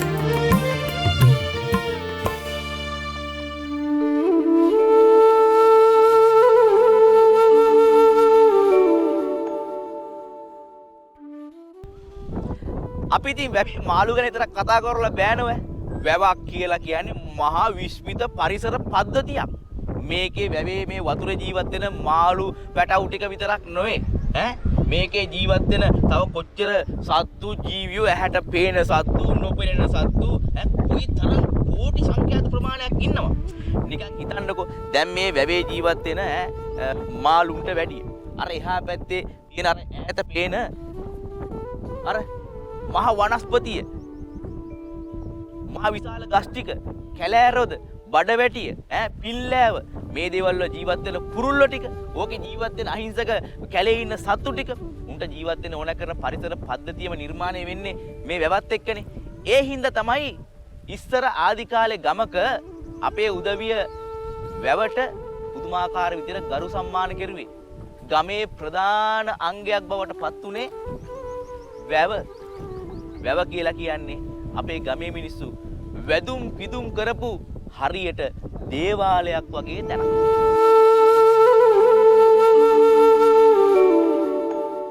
දැන් නාලක මහත්මයා එතකොට නාලක සමරසිංහ කියන ඉංජිනේරුවරයාද මතුවෙන්නේ නාලක සමරසිංහ කියන ගායන ශිල්පියාද මෙතෙක් ඔබ දැන් ඉතින් ඇත්තටම 50 පැනලානේ නේද? ඒ වස මොන 50ද? මං අහන්නේ මේ කාලේට කවුද වැඩියෙන් මතුවුනේ? නෑ මෙතනදී ඔබ කියන ප්‍රශ්නට උත්තර දෙන්න දැන් ඉංජිනේරුවා කියන එක මම හිතන්නේ ඒක මේ తాවකාලික දෙයක්. මොකද ඒක අපි අපේ ජීවිතයේ යම්කිසි ජීවිතය ගලාගෙන යාම සඳහා අපි යම්කිසියෙන් අපි ඉපදිලා ඉගෙන ගත්ත දෙයක් ඒක. නමුත් අපි ඉපදිද්දී අපේ ඥානත් එක්ක එනවා අර කලාව කියන එක. ඉතින් මම හිතන්නේ මම කැමති ගොඩක්ම කලාකරුවෙක් කියලා කියනවා නම් ඉංජිනේරුවා සහ කලාකරුවා ගැන විතරක් කතා කරපු නිසා ඉංජිනේරුවට වැඩිය මම කැමති ඔබ කලාකරුවෙක් කියලා.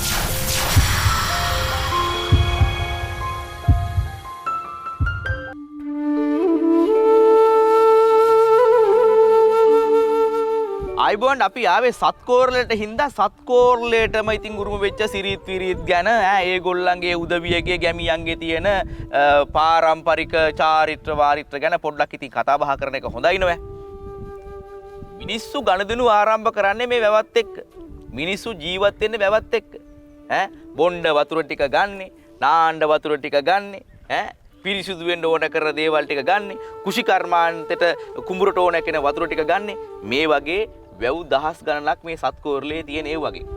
ඒ හින්දා මේ යල මහ දෙකන්නටම මේ වැව් වල වැඩමුරයක් කියලා එකක් තියෙනවා. වැඩමුරේ කියලා කියන්නේ යල කන්නට, මාස් කන්නට, ගොවි සංවිධානවල ඉන්න ඔය අපේ තරුණ මහත්තුරු වැඩිහිටියෝ ඒ නිලධාරී ඇවිල්ලා කන්න ක්‍රමයට යම්කිසි කොටස් වෑ කන්දේ කොටනවා. ඉස්සර ඕකට කිව්වේ කට්ටි ක්‍රමයට වැඩ කරනවා කියලා. රජ කාලේ මේක රාජනීතියක් විදියට තමයි තිබුණේ. රජ කාලේ රජුරුවන්ගේ නීතිය තමයි ඒ වැවේ පල්ලෙහා ඉහත්තාවේ සහ පල්ලෙහාත්තාවේ ඉන්න ගොවි මහතුරු ඇවිල්ලා මේ වෑ කන්ද සුද්ධ කරන්න ඕනේ. වැවේ කට්ටි කපන්න ඕනේ. එතකොට රොම් මඩ තට්ටු තියලා නම් ඉවත් කරන්න ඕනේ. ඒක රාජකාරියක් විදියට මහා රජුරුව ඒ කාලේ පවර්ලා තිබුණා. දැන් ඉතින් රාජකාරියක් විදියට නෙමෙයි. අර සාම්ප්‍රදායිකත්වයේ ආරක්ෂා කරලා ඒ ගමේ ඉන්න ගොවි මහතුරු ටික පුළුවන් වෙලාවට ශ්‍රමදාන විදියට ඇවිල්ලා ওই වෑ කන්ද කොටලා වැවේ තියෙන කැලේ ඉවත් කරලා ඇලවේලි පද්ධතිය සුද්ධ කරලා ඊළඟ කන්නට ලැහැත්ති වෙනවා. ඒ ලැහැත්ති වෙන්නේ කලින් කන්නේ නෙලාගත්තු අස්වැන්නෙන් කිරියුතුරුම් මංගල්‍ය පවත්වලා. ඒ පවත්වලා ඒ ප්‍රදේශයට අධිග්‍රහිතව ඉන්න දෙවියන් වහන්සේට කිරියුතුරුම් මංගල්‍ය ගුටුමාලාව පවත්වනවා කියලා තමයි මේ පැත්තේ උදවිය ඒ චාරිත්‍රයට කියන්නේ. එහෙම කරලා වැවේ වැඩවාරය කරලා තමයි ඊළඟ කන්නේට මේ පැත්තේ මිනිස්සු කෘෂි කර්මයට වෙලට බහැලා වැඩ ආරම්භ කරන්නේ.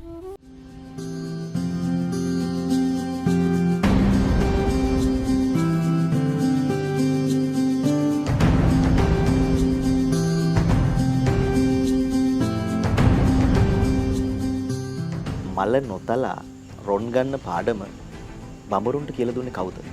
සුබාදහම. හැබැයි බඹරු හදන පැණි ටික මිනිස්සු පරිභෝජනයට ගන්න පාඩම නම් අපිට පාසලේ කියලා දුන්නා. ඒක හරිද වැරදිද කියන්න අපි දන්නේ නැහැ. නමුත් බඹරු, දෙඹරු, මීමැස්සෝ, කණවේය මැස්සෝ මේ සුබාදහමේ තුලනයට අත්‍යවශ්‍යම සත්ව විශේෂ රාශියක්.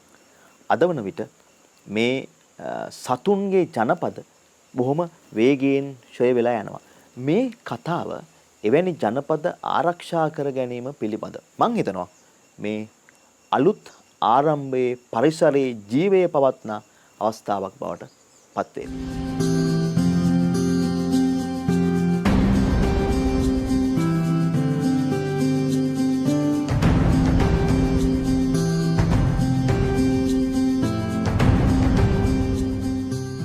මේ මැසි ජනපද කවදා හරි දවසක වඳ වුණොත් මේ ලෝකෙන් මිනිස්සුන්ට මොකද වෙන්නේ කියන්නේ ඔබ නිකමටවත් හිතුවද?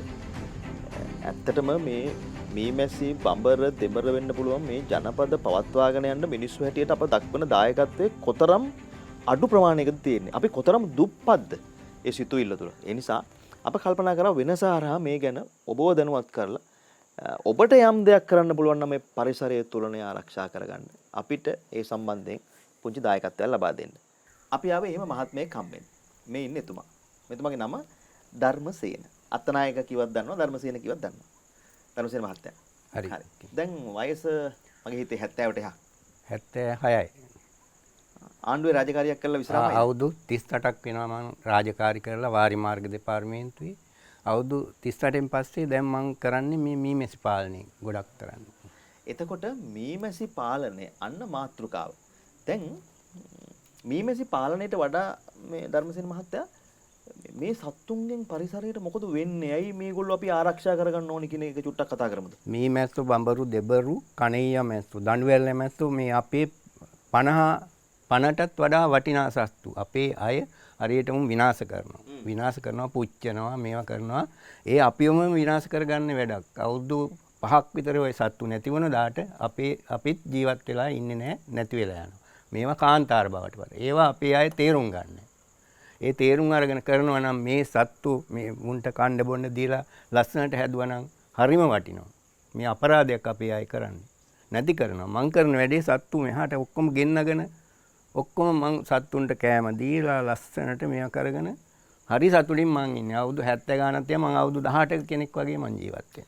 දෙඹර බඹර වදයක් දැක්කහම අපේ කට්ටිය බය වෙලා මොකද කරන්නේ? ওই සත්තු ටික විනාශ කරලා දානවා. අර මෙතුමා කිව්වා වගේ භයානකම වැඩි පුච්චන එකනේ. පිච්චුවෙන් පස්සේ ආයේ මුළු දහස් ගාණක් සත්තු විනාශ වෙනවනේ. හැබැයි පරිසරයට එකකින් වෙන්නේ මොකද්ද කියලා බොහෝ දෙනෙක් දන්නේ නැහැ. දැන් ඔය ඉස්සරහ තියෙන ඔය බෝතලයක දාලා තියෙන පැණි. ඒගොල්ලන්ට ආහාර ධර්මසේන මහත්තයා සපයනවා. ඉතින් මේ පරිසරයේ ඉන්න ඔක්කොම ඇවිල්ලා එතෙන්න ඒගොල්ලෝ ආහාර අරගෙන ඒගොල්ලෝ බොහොම සතුටින් මේ කලාපේ ජීවත් වෙනවා. දැන් ඔබතුමා මේ කටයුත්ත කරන්න නම් කොච්චර කල් වෙනවද? දැන් වෙනවා අවුරුදු 20ක් වගේ.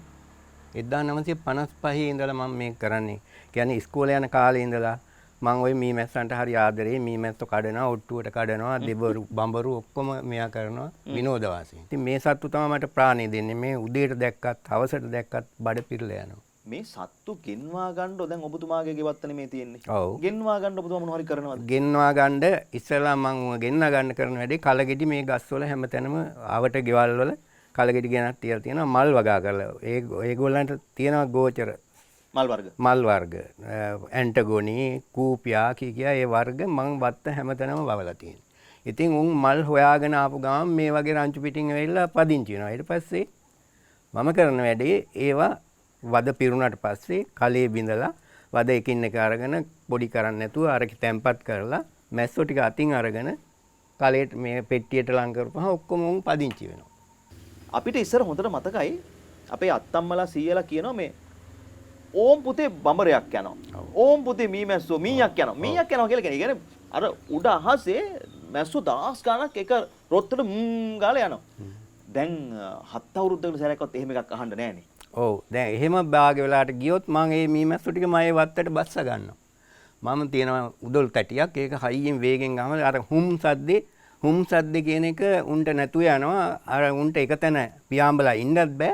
කෙලින්ම පාත් වෙනවා. කලයක් තියෙනවා නම් කලයට රෙංගනවා නැත්නම් ගහක් තියෙනවා නම් ගහේ ආත්තේ හරි බඳිනවා. ඊට පස්සේ මම ගහට නැගලා උන් අරගෙන පෙට්ටියට දානවා. එතකොට ඒ හුම් සද්දෙට පියාඹාගෙන යන කට්ටිය ඔබතුමා උදැල්ලකට ගහලා උදැල්ලට ගන්නවා. මගේ සැර අර සද්දේ වැඩි උන්ගේ සද්දෙට වඩා. උන්ට යන්න පාර හොයාගන්න බෑ. පස්සේ ඉස්සෙල්ලා කාණ්ඩයක් තමයි හුම් කියාගෙන යන්නේ. ඒ සද්දෙට වඩා මේ සද්දේ ලොකුයි. උන්ට යන්න එන්න බැරි වෙනවා. තටු ගහ ඉඳලා කෙලින්ම පාත් වෙනවා. කලයකට නැත්තම් ගහේ අත්තක හරි වහනවා. ඊට පස්සේ මට ගන්න පුළුවන් පෙට්ටිය ඇතුළට. මීමැසි කලාපයක් ජනපදයක් ඔබතුමා ගෙවත්තේ හදලා තියෙනවා. ඔව්. මීමැසි පෙට්ටි කීයක් විතර තියෙනවද? මීමැසි පෙට්ටි 20ක් විතර තියෙනවා. දැන් ඒකෙන් ජනපදත් සෑහෙන ගාණක් තියෙනවා. ඒ පොල් වගාවටයි හැමතැනම භෝග වවන කට්ටිය ඔක්කොම අරගෙන යනවා. මෙහි ඉල්ලුමට මට දෙන්න නැහැ. ඉතින් ආදිවාසී කට්ටිය තමයි ගොඩක් උදව් කරන්නේ. ඒ කට්ටියත් එක්කලා මම කැලේ යනවා. කැලේ ගිහිල්ලා මී වද කිලෝ ගාණට අරගෙන ඇවිල්ලා මාස් සුළු ලාභයක් තියාගෙන ඒ වගේ දියර අයින් කරලා හොඳ විදිහට මම දෙනවා. එතකොට මීමැස්සෝ විතරද හදන්නේ? මීමැස්සෝ හදනවා කණියත් හදනවා. එතකොට ඔබතුමා ගාව පැණි වර්ගයක් තියෙනවනේ? පැණි වර්ග තියෙනවා. කණිය පැණි තියෙනවා. දඬුවැල් පැණි තියෙනවා. බඹර පැණි තියෙනවා. මී පැණි තියෙනවා. ඕන දෙයක්ම තියෙනවා. බේත් වලට හොයාගෙන එනවා මාව හොයාගෙන.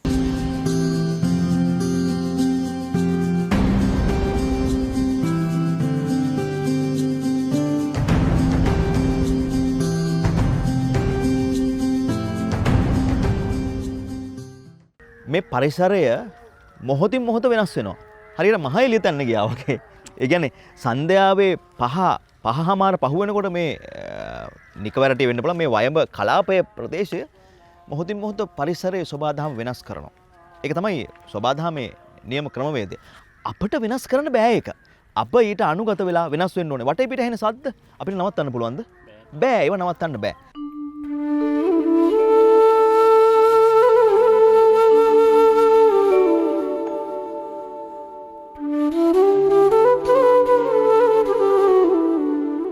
ඔබතුමන් ගායනා කරන ගීත අතරේ සියල්ල තියෙන්නේ අපි කතා කරන ස්වභාවිතය කියන ඇතුළේ තියෙන ගීත. ඇත්තටම මේ පරම්පරා දෙකක් අතර තියෙන නිර්මාණ සංසන්දනය කරලා බලනකොට මේ දැන් තියෙනව විඳින්න බැයිද ඔබතුමාට? ඔව් ඇත්තටම මේක මේ කතිකාවට ලක්විය යුතු දෙයක් ඇත්තටම මම හිතන්නේ දැන් අපි ගීත ඇහුවේ 1970 80 දශකයේ. අපේ සිත්වලට කාවැදුනේ ඒ ගීත. ඇත්තටම ඒ ගීත දැන් ඔබ දකිනවා මේ අසංක මේ එදා දැන් මෙතුමා කිව්වා වගේ එදා ගැයූ එදා ලියවුණු එහෙම නැත්නම් එදා ගැයුණු ගීතයක් මම හිතන්නේ පරම්පරා අදත් එහෙම නැත්නම් තව අනාගතයේ අවුරුදු 100 ගාණක් දුරට මේව පවතිනවා. එතකොට ඇයි එහෙම වෙන්න හේතුව? දැන් අද ඇහෙන ගීත ගොඩාක් ඇහෙනවා. නමුත් මේ මම දන්නේ ඒ ගීතයක වචන පෙළක්වත් අපිට මතක තියාගන්න එහෙම නැත්නම් ඒ තනුවක් මතක තියාගන්නවත් බොහොම පරිශ්‍රමයක් දකින්න. මොකද එක වගේ ගීත හැමතැනම ඇහෙනවා. කාලයත් සමග එහෙම නැත්නම් මේ පරම්පරාවේම වෙනසක් කියලා අපිට එකපාරටම කියන්න බෑ. මේ වගේ තියෙන හොඳ ගුණාත්මක ගීතත් ගැයෙනවා.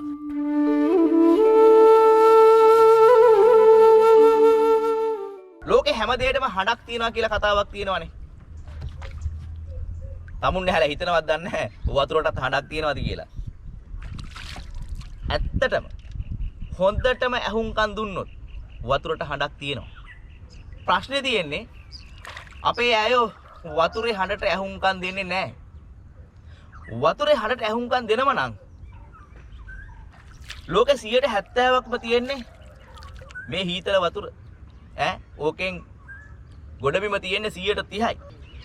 ඉතින් නිකන් හොයලා බලන්නකෝ 70%ක් වතුර තිබුණාට මේ වගේ අපේ රටේ වගේ බොන්න පුළුවන් ලෙඩක් දුකක් හැදෙන්නේ නැතුව දරුවන්ට දරු පැටවුන්ට පෝලා අපිටත් වතුර ටිකක් බීලා වකුගඩු දෙක නරක් කරගන්න නැතුව එතකොට මුත්‍රා ආසාදනයක් හදාගන්න නැතුව මේ ලෝකේ නැති අපි දන්නේවත් නැති ලෙඩ රෝග හදාගන්න නැතුව බොන්න පුළුවන් වතුර තියෙන්නේ ඔය 170ක් කියන ජල පරිමාණයෙන් කොච්චර ප්‍රමාණයක්ද? හරි පුදුමයි නේද? නිකන් හොයලා බලන්න 100.0 ගාණක් තමයි බොන්න පුළුවන් වතුර ලෝකේ තියෙන්නේ. එහෙමනම් ඉතින් ලංකාව වගේ වාසනාවන්ත රටක් වෙන අපි මේ වගේ මේ සීතල වතුර කොච්චර අපූර්වට පරිස්සම් කරන්න ඕනද? මේක අපිට නෙමෙයි තව අපෙන් පස්සේ එන පරම්පරා ගානකට මේ දේවල් පරිස්සම් කරගන්න ඕනේ. සූර්යයා අපට ලබා දෙන වේලාවක් තියෙනවා. ඉර එළියෙන් මෙන්න මේ කාලේ නුඹේ වැඩ කටයුතු ටික කරගන්න කියලා. අපිට කරගන්න බැරි නොත් ඒ කාලේදී අපේ වැඩ ටික මොකද කරන්නේ? වැඩේ අතල්ලා දාන්න බෑනේ. බෑනේ අපි පන්දමක් පත්තු කරගන්නවා. අනිවාර්යයෙන්. මොනවා හරි දෙයක් කළා අපි ආලෝකය ගන්නවා. ඒ නිසා මේ අපි වටපිට ආලෝක කරගෙන හරි කමන්නේ. අපි අපේ වැඩේ කරනවා. මට කියන්න ඕනේ වෙන්නේ ධම්මික මහත්මයා. ඔව්. ප්‍රේමකීර්ති දල්විස් නම් වූ කෘතහස්ත ගේය පද රචකයා එක වෙලාවක කවියෙක් වෙනවා. එතුමා කියනවා අසංක මේ සඳ එළියෙන් බැහැමැණිකේ මැණිකේ ලස්සන බලන්න පැලට ගිහින් පැල ඇතුලේ කුප්පිලාම් පුව නිවන්න. ඇයි මේ සන්ධ්‍යාවේ මට මතක් වෙන්නේ ඇයි මෙවැනි දේවල් අද අපිට සමාජගත වෙන්නේ නැත්තේ? එහෙම කවියෝ නැද්ද? ඔය පළවෙනි කාරණේ කුප්පිලාම් පුව නැද ලයිට් නේ තියෙන්නේ. මේ ඕක තියෙන්නේ ලයිට් නැති එකවත් කවිය නැති එකවත් නෙමෙයි. ප්‍රතිභාව නැති. හරිම වචනේ. ප්‍රතිභාව කියන එක ලේසියෙන් ගන්න පුළුවන් දෙයක් නෙමෙයි. ඒකට කියනවා පරිකල්පන ශක්තිය, ව්‍යුත්පත්තික ඥානය, මාර්ටින් ක්‍රිස්ටි මහත්තයා පොත්වල දී ශක්තිය. ඉතින් ඒක මේ සල්ලිවලට ගන්න බෑනේ. කිසිම සුපර් මාකට් එකක නෑ. එහෙම නැති වුණාම එදා වේලා හම්බර ගන්න මොනවා හරි ලියන නිසා තමයි ප්‍රශ්නේ ඇවිල්ලා තියෙන්නේ. මිනිසුන්ට ඒක ජන්මෙන් එන දෙයක්. ඒ කියන්නේ ප්‍රතිභාව කියන්නේ අලුත් දේවල් නිර්මාණය කිරීමට තියෙන හැකියාවයි.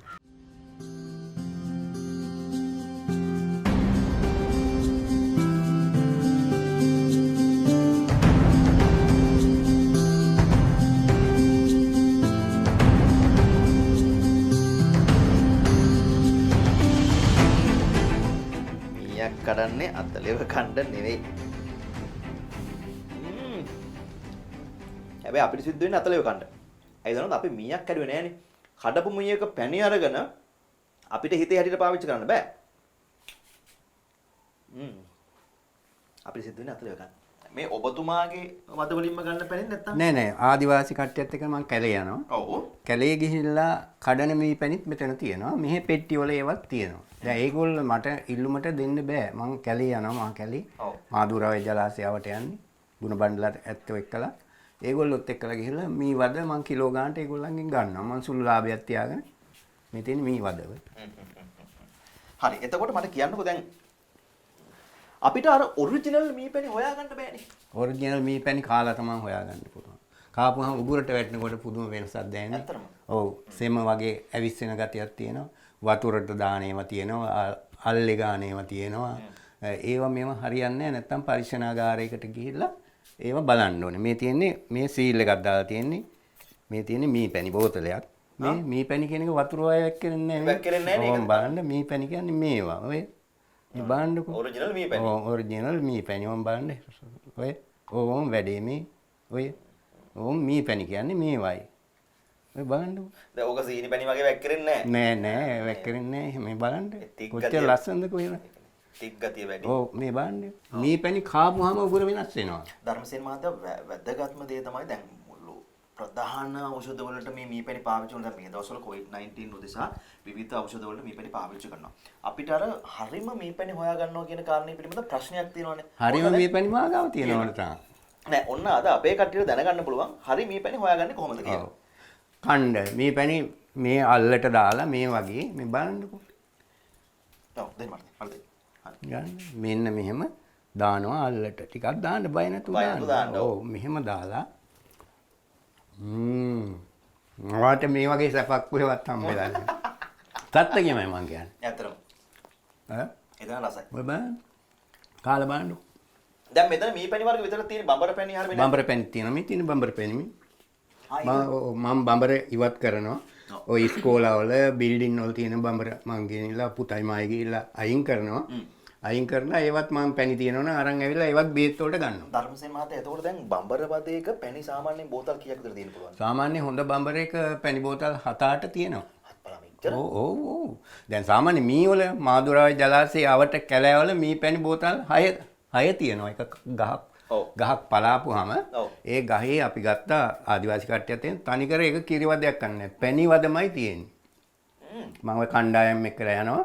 කැලේ ගිහිල්ලා කැලේ ගියාපුවාම ඒගොල්ලන්ට මං ආදිවාසී කට්ටිය ගහ කපනවා බෙනියට අත දාන්න පුළුවන් විදියට ඒගොල්ලෝ මෙහෙම කරනවා මැස්සෝ ටික උඩට යනවා මොකුත් නැහැ බේත් වර්ග මොනවත් නැහැ හිමින් අර වදේ ගන්නවා මමත් ඒ එක්කම මමත් දාලා මාත් ගන්නවා මටත් අයින් නැහැ එක එකක් මේ ඇයි මේ කළු පාටක තියෙන්නේ මේ තියෙන්නේ බඹර පැණි මේ බඹර පැණි අවුරුදු 3ක් විතර ගියේවා ඔය බලන්න මේ හෙවලවල බලන්න වතුර වගේ ඒකයි බඹර පැණි කල් තියාගන්න බෑ ඒක දියර වෙනවා. ඕක බෙහෙතනවද ගන්නෙ? බෙහෙතට ගන්නවා මේ සාමාන්‍ය මේ මී පැණි වලට වඩා අලුත් පිට ගත්තොත් මේවට වඩා ගුණෙන් වැඩි බඹර පැණි. මම අහලා මම පොත්පත් වලින් දැනගෙන තියෙනවා. මේ බඹර පැණි වල ගුණාත්මක භාවය වැඩි කල් තියාගන්න ප්‍රශ්නයක් වෙනවා. අපේ මේ ධර්මසේන මහත්තයා කණවීය පැණි කො? කණීය පැණි මේ තියෙන්නේ. අතර තියෙනවනේ. හරි. මේ තියෙන්නේ කණීය පැණි. ඒවත් ওই බේත් වලට හොයාගෙන එනවා. දැන් ගෙවල් වල එහෙම ඔය අපි හිතමු උළු වැස්සේ වෙන්න පුළුවන් බිත්තියේ සිදුරක වෙන්න පුළුවන්. ලයිට් මීටර් වල. ඉස්සර පරණ ගෙවල් වල මේ ඔය කැලෑවේ තියෙන වැසිකිලි කැසිකිලි. ඔව් ඒවත් බනිනවා. ඔය තියෙන්නේ මේ ඔය මේ බාන සුවඳ. මේවා බේත් වලට හොයාගෙන එනවා.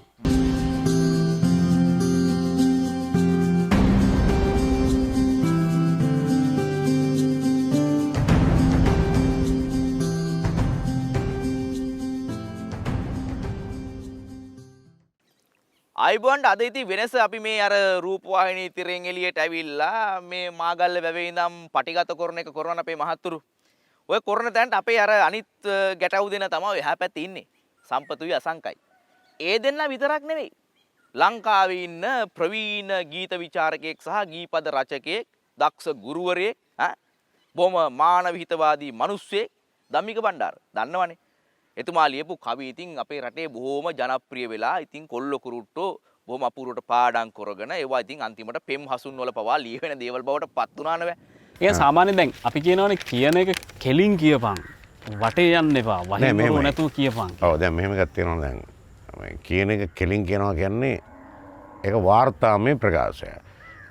කලාව කියන එක හැදෙන්නේ කියන දේ අඩුවෙන් හැඟෙන දේ වැඩි.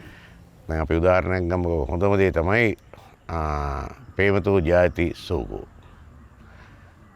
ලන්දකගේ ඇස් මිනි පහන් ලෙස දිලිසනා බව කවින් කී බස මම 100% නිවැරදිව මේ කියන්නේ. නොඇද හුවෙමි ඔබ දකින්නතුරු සැබෑවියේ ගෑණියෙකුට නම් කෙනෙක් ඔයාගේ ඇස් මාර ලස්සනයි. ඊට වඩා කොච්චර හොඳයිද කාන්තාවගේ ඇස් මැණික් පාන් ලෙස දිලිසෙනවා කියලා කවිය කිව්වා. මං විශ්වාස කරේ නෑ. විශ්වාස කරේ ඔබ දැක්කට පස්සේ. ඒක තමයි හංගල කීම කියන්නේ. හංගල කීම තුළ තමයි කලාව.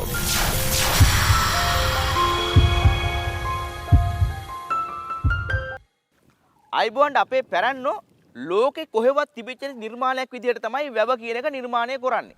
ඉස්සර කතාවට කියන්නේ ඉතින් අර ලියදුවල නියර බඳිනවා වගේ පස් වැටිය දාලා ගලන වතුර ටික එකතු කරගෙන වතුර නැති කාලෙට ප්‍රයෝජනෙට පළ ප්‍රයෝජනයක් ගන්න වැව කියන එක නිර්මාණය කෙරුවලු.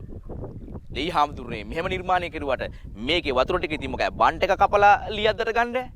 එහෙනම් කොහොමද ඒක ගත්තේ? මේක තමයි ආයිබෝන්ඩ් ලංකාවේ අපේ වාරි මාර්ගයේ වැව් බැඳි රටේ වැව් බැඳි ඉතිහාසයේ විස්මිතම නිර්මාණයේ විදියට ලෝකයා පවා පුදුම වෙන සොයා ගැනීම අපේ පැරැන්නෝ කෙරුවේ. ඒ මොකද්ද? බිසෝකොටුව, සොරවුව. මේකෙන් තමයි වැවේ ජලය පීඩනයක් නැතුව වැවෙන් එළියට ආරක්ෂාකාරීව ගන්න පුළුවන් දෙයට තමයි සොරවුව කියලා කියන්නේ, බිසෝකොටුව කියලා කියන්නේ. මේක හරි අද්විතීය නිර්මාණයක්. ඉතින් ඔය සොරව් වර්ග කැට සොරව්, මඩ සොරව් විවිධාකාරයට සොරව් වර්ග විශාල ප්‍රමාණයක් ඔය ලොකු කුඩා වැව් වල තියෙනවා. මහා පරිමාණ වැව් වල නම් විවිධාකාරයේ විදුලියෙන් ක්‍රියාත්මක වෙන සොරව් වර්ග පවා තියෙනවා වර්තමානයේ. ඉතින් ඒ කාලේ ප්‍රමාණිකූලව වැවෙන් වතුර ටික එළියට ගන්න අපේ පැරණි හිතන්නකො මේ බිසෝකොටුව නිර්මාණය කරගත්තේ කොහොමද කියලා. ඒ විතරක් නෙමෙයි. දැන් ඔය වැවේ තියෙන රළපනාව. රළපනාව කියලා කියන්නේ වැවේ වැව් බැම්ම හේදෙන්න දාලා තියෙන ගල් ටික. එතකොට ගල් ටිකේ වතුර ටික වැදිලා පස් ටික හේදෙන්නේ නැතුව. අනිත් එක ආයිබවන්න ඔය වැව හදනකොට වැවේ බැම්මට නිකම් පස් දැම්මේ නැහැ කියනවනේ. වැව් බැම්ම මැද්දට කිරිමැටි තට්ටුවක් දාලා වැවේ වතුර වැව් බැම්මෙන් පහළට කාන්දු වෙන එක වළක්වන්න. අර පීඩනය වළක්වන්න කිරිමැටි තට්ටුවකුත් දැම්මා කියලා කියනවා. ඇත් අස් ගව වගේ සත්තු උපයෝගී කරගෙන මේ වැව් තලලා වැව් පිටි තලලා මේවා ශක්තිමත් කරලා හිතන්නකෝ ආයිබෝන්ට මීට අවුරුදු 1000කට 1500කට 2000කට එහා පැත්තේ ආයිති යන්ත්‍ර සූත්‍ර තිබ්බෑ. ඒ වුණාට යන්ත්‍ර සූත්‍ර වලින් මේ කාලේ කරන්න බැරි වැඩ අපේ රජ කාලේ උදවිය කොච්චර අපූර්වට කරලා තියෙනවද? හැබැයි අවුරුදු 10 ගාණක් ගිහිල්ලත් ඔය මිනිස් ශ්‍රමයෙන් සහ සත්තුන්ගේ ශ්‍රමයෙන් කරපු මේ විශ්විත නිර්මාණ කැඩිලා බිඳිලා ගිහිල්ලා තියෙනවද? නෑ නේද? ඒක තමයි හෙළයන්ගේ තිබිච්ච නිර්මාණශීලී හැකියාව. දෙයක් නිර්මාණය කෙරුවා නම් අපේ ඇත්තෝ ඒක පරම්පරාවකට නෙමෙයි පරම්පරා 100කටයි එදා නිර්මාණය කෙරුවේ. ඕන කෙනෙක් සංවේදී වෙනවා නිර්මාණවලදී. සමහරට ගීතයක් ඇහුවම, සමහරට යම් සිද්ධියක් දැක්කම, චිත්‍රපටයක් බලවම, නිර්මාණයක් දැක්කම මේ කියන සංවේදී බව කොච්චර දුරට පරිපාලකයෙකුට වැදගත්ද? ඔව්. සංග දැන් මේ අපි රාජකාරී කරද්දී අපිට නොයෙක් මිනිස්සුන්ට අපි ළඟට එන මිනිස්සුන්ට අපිට සේවය කරන්න අවශ්‍ය වෙනවා. ඒ කියන්නේ අපේ රාජකාරී කියන්නේ රාජ්‍ය සේවකයා කියන්නේ. දැන් අපි දිවුරුන් දීලා රටේ ජනතාව වෙනුවෙන් වැඩ කරනවා කියලා දිවුරුන් දීලා. දැන් මේ වැඩ කරගෙන යද්දී අපිට මේ සේවකෙ නෙමෙයි නොයෙක් බාධා එනවා. මොකද අපි දන්නේ අපේ ආයතනය සහ තවත් ආයතනයක් අතර සම්බන්ධතාවයක් ඒ ආයතනයෙන් ඒ මනුස්සයාට පිහිටක් ලබා දෙන්න අපේ ආයතනත් සමග එකතු වෙලා වැඩ කරන්න ඕනේ.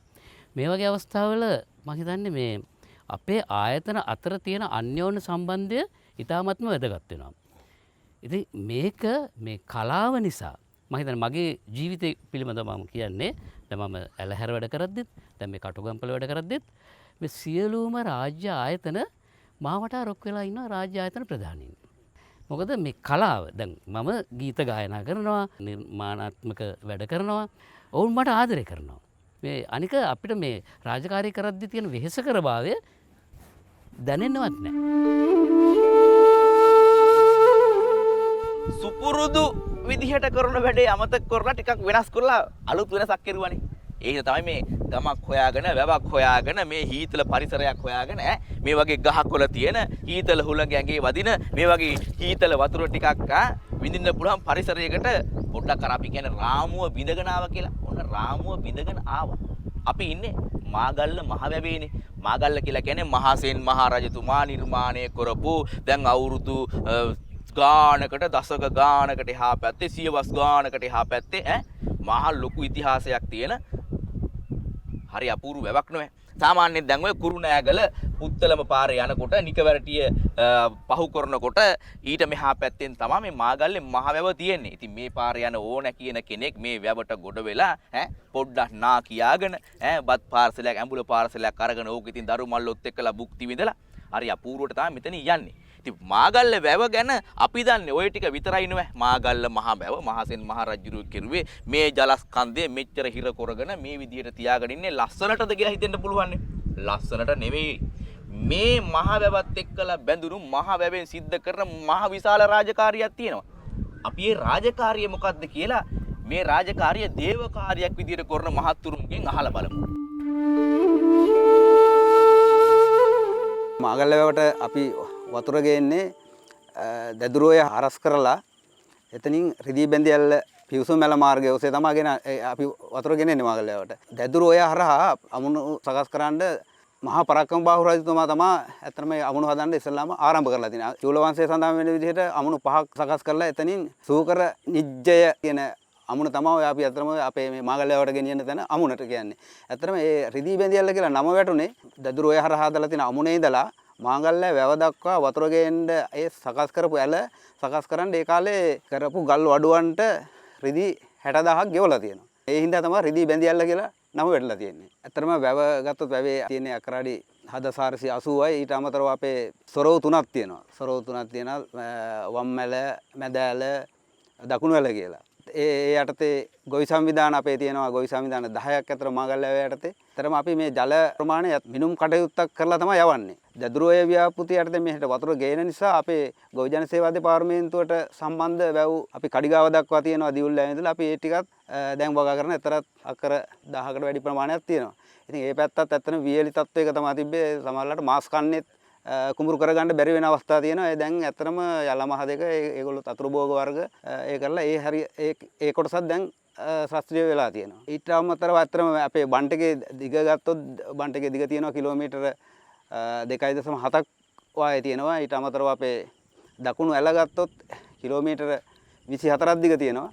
ඊට අමතරව අපි දැන් අර දැදුරුවේ ව්‍යාපෘතිය හින්දා ගොවි ජන සේවා වැව වලට දාන්න සදපු කොටස ඒක මාගල්ලේ දකුණු යුරේ දීර්ඝ ක්‍රීම කියලා නේ. එතන කිලෝමීටර 9ක් විතර තියෙනවා. ඔක්කොම කිලෝමීටර 29ක් විතර වගේ අපි ජල ප්‍රමාණයක් එහාට ගෙනියනවා. කුෂ්‍ය කර්මය විතර නෙමෙයි අපි අතරම මේ කුෂ්‍ය කර්මයට අමතරව මේ වැවේ බීමට ජලය මේ පැත්ත ගත්තොත් මහව, අමම්පොළ, කොටවෙහෙර මේ ලොකු ප්‍රදේශයකට අපි මේ වැවෙන් බීම සඳහා ජලය අපි ලබා දෙනවා. ඊට අමතරව දීවර කර්මාන්තය කිරීම සඳහා අපි ලබා දෙනවා.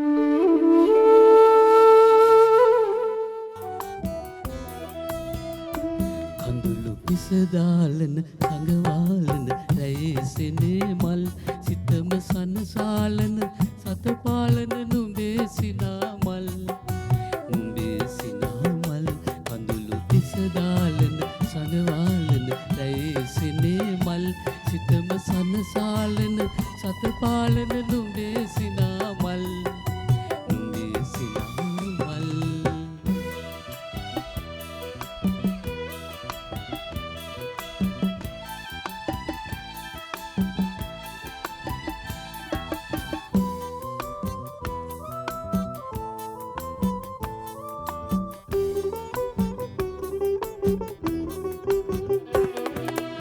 අවරණකට නුරේ අරුපීදෙන සඳ පායන නුඹම රාත්‍රේ සතුටු කනුළු පිපේ මල්යායක සිත්යා කළ නුඹ මගේ දේවි කඳුළු පිසදාලන සංගවාලන රැයසෙනේ මල් සිතම සනසාලන සතපාලන නුඹේ සිනා මල් නුඹේ සිනා මල්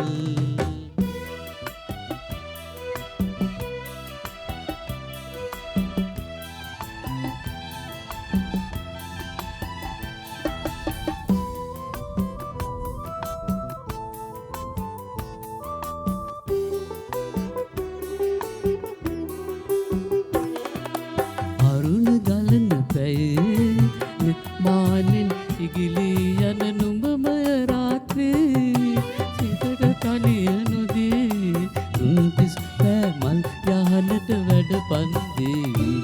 කඳුළු පිසදාලන සඟවාලන රැයසෙනේ මල් සිතම සනසාලන සතපාලන නුඹේ සිනා මල් නුඹේ සිනා මල් කඳුළු පිසදාලන සඟවාලන රැයසෙනේ මල් සිතම සනසාලන සතපාලන නුඹේ සිනා මල් නුඹේ සිනා මල්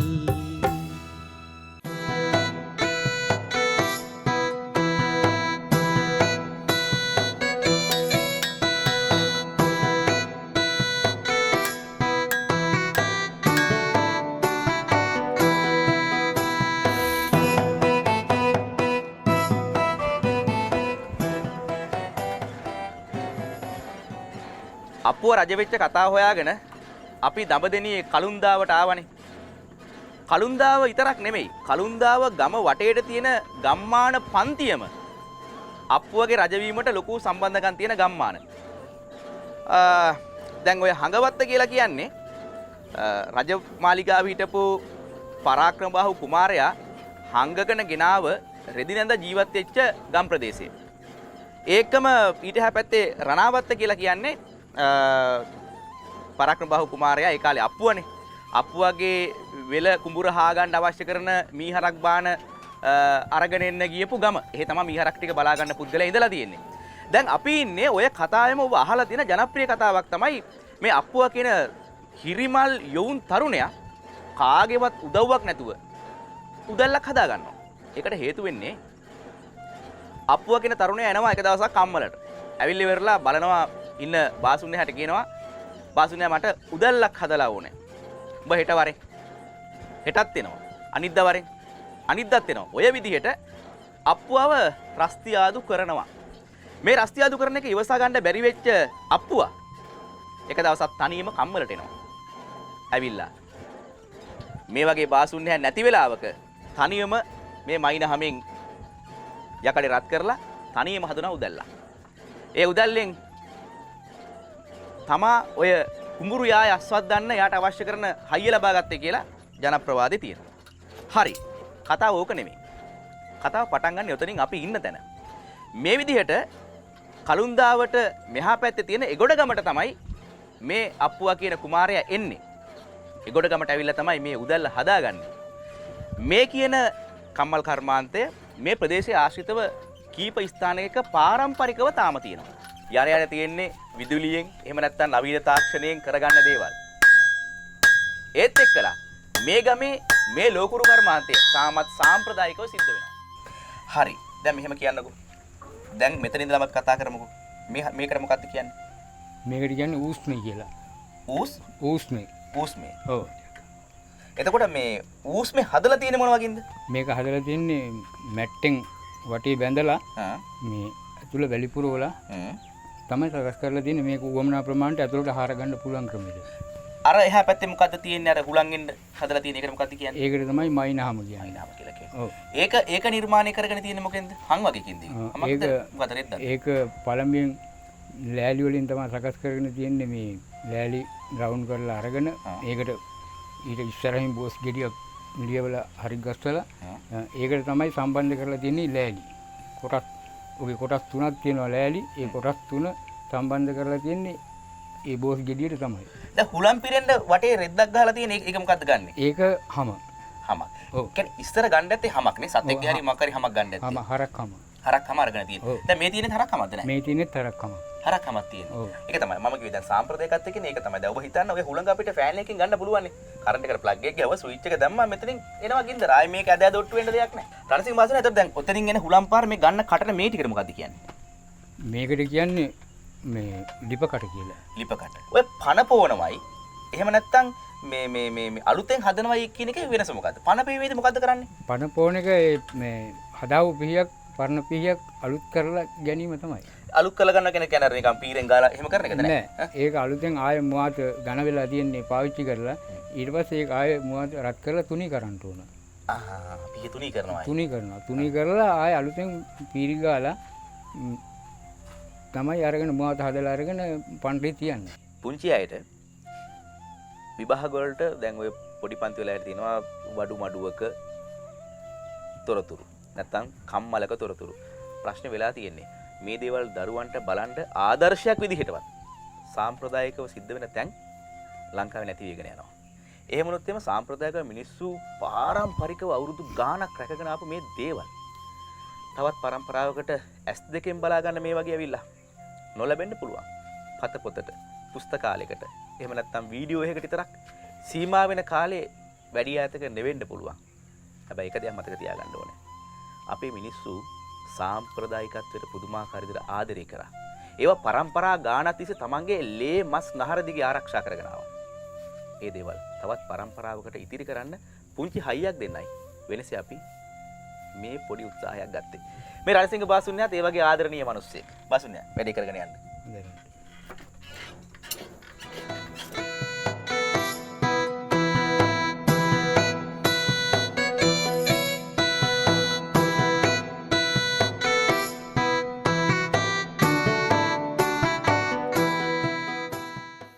දැන් ඉතින් දවස් 30ම අද මාගල්ලේ වැවේ උරු පැද්දා.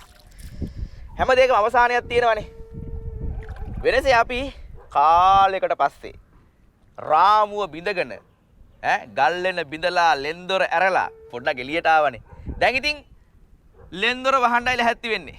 වැවෙන් ගොඩ වෙන්න. වරුවක් විතර තිස්සේ වැවේ හිටිය ඇති. ආයිති මේ වගේ සෝබා දහමේ අපූර්ව පිරිච්ච මේ වගේ සීතල පරිසරයක ගැමිකම පිරිච්ච අපේකම දැනිච්ච තැනක හමු වෙනකන් වැවෙන් ගොඩ වෙන්න අවසරයි. සිටියෝ විසිත්ත කාමරෙහි කළු කබා මහතටයි පීරා ඈතින් කෙස්කිනත් තට්ටේ යාන්තමින් මසාගත් සිටියෝ මෝරපු ගැහැණු බැන්ද උස් කොණ්ඩා උල්නිය ඇති මොකද්ද මැකෙන රූසිරියට මුක්කු ගසමින්. ඉතින් මේ පද 4-5 ඇතුලේ කතා කරන සමාජ කතිකාවත අද එළියට එයිද? මහගමසේකරයන්ම ලිව්වා මිසක් අද එයිද එළියට? හරි. අපිට වැඩි වෙලා අපි සමුගන්නට ඕනේ. මොකද මේ අපි ඇත්තටම මේ සුන්දර සන්ධ්‍යාවේ අපි උත්සාහ කරේ අපිට අර සරල බසින්ම කියනවා නම් කොත්තු රොටි ගහන වගේ පොඩි වැඩක් ඕනනම් මේ වැව් තවුලේ කරන්නත් තිබ්බා. හැබැයි ඔබ නිදි නොකර සතපවන්න අපිට ඕනෙකම තිබ්බා. මම බොරුද? ඒක සෞන්දර්යමය චාරිකාවක් ඇතුලේ අපි විශ්වාස කරන ඔබට එහෙම භාවනාවක් වගේ විනාඩි කිහිපයක් ගත කරන අවස්ථාවක් ලැබුණා කියලා. ප්‍රවීණ ගේය පද රචක, ගීත විචාරක ධම්මික බණ්ඩාරයන්. ඔබත් ඉතින් කුරුණෑගල කෙනෙක් නේද? මේ වැව මං හොත දැකලා තියෙනවා. ඒක මේ ඔක්කොම කුරුණෑගල කට්ටිය අපි නංගම් කට්ටිය. මම මේකේ නාලත් තියෙනවා. ඔබතුමාට ස්තුතියි. ඒ වගේම අපි විශේෂයෙන් ස්තුතිවන්ත වෙනවා අපිට මේ සියල්ල සම්පාදනය කළ දුන්නේ වාරිමාර්ග ඉංජිනේරු මේ නිකවරටිය මේ අවට ඉන්න. ඒ කියන්නේ අවට මේ පරිසරය හදලා දුන්නේ අපේ DM පියදාස අපේ ඉංජිනේරුතුමා. ඒ වගේම වාරිමාර්ග ඉංජිනේරු කටුගම්පල නාලක සමසිංහ මහත්මයා අපිත් එක්ක සම්බන්ධ වුණා ගීත කීපයක්වත් ගායනා කරා. අපි ලස්සන වැඩක් කරා කියලා අපිට විශ්වාසයි. ඒකට හොඳම සාක්ෂිය අපි විශ්වාස කරනවා මේ නිකවරටිය මාගල්ල වැවට උඩින් තියෙන හිස්සහස සඳ. ඒ වගේම මේ නිසල මේ රාත්‍රියේ නොපෙනුනත් මේ නිසල වැව්තාවුල්ල සාක්ෂි දරයි. මේ සාක්ෂියත් එක්ක ඔබත් සාක්ෂියක් කරගෙන අපි අනුරාධපුරයටත් ඉස්සරහට එන්න පුළුවන්. රත්නපුරයට, මාතරට, හම්බන්තොටට, යාපනයටත් යන්න පුළුවන් මේ විදිහටම. ඒ නිසා ඒ පණිවිඩෙත් අපි දෙනවා. මොකද වෙනස මැදිරියෙන් එළියට. ඒක වෙනස් අත්දැකීමක් වෙයි. ඔබට සුබ රාත්‍රියක්.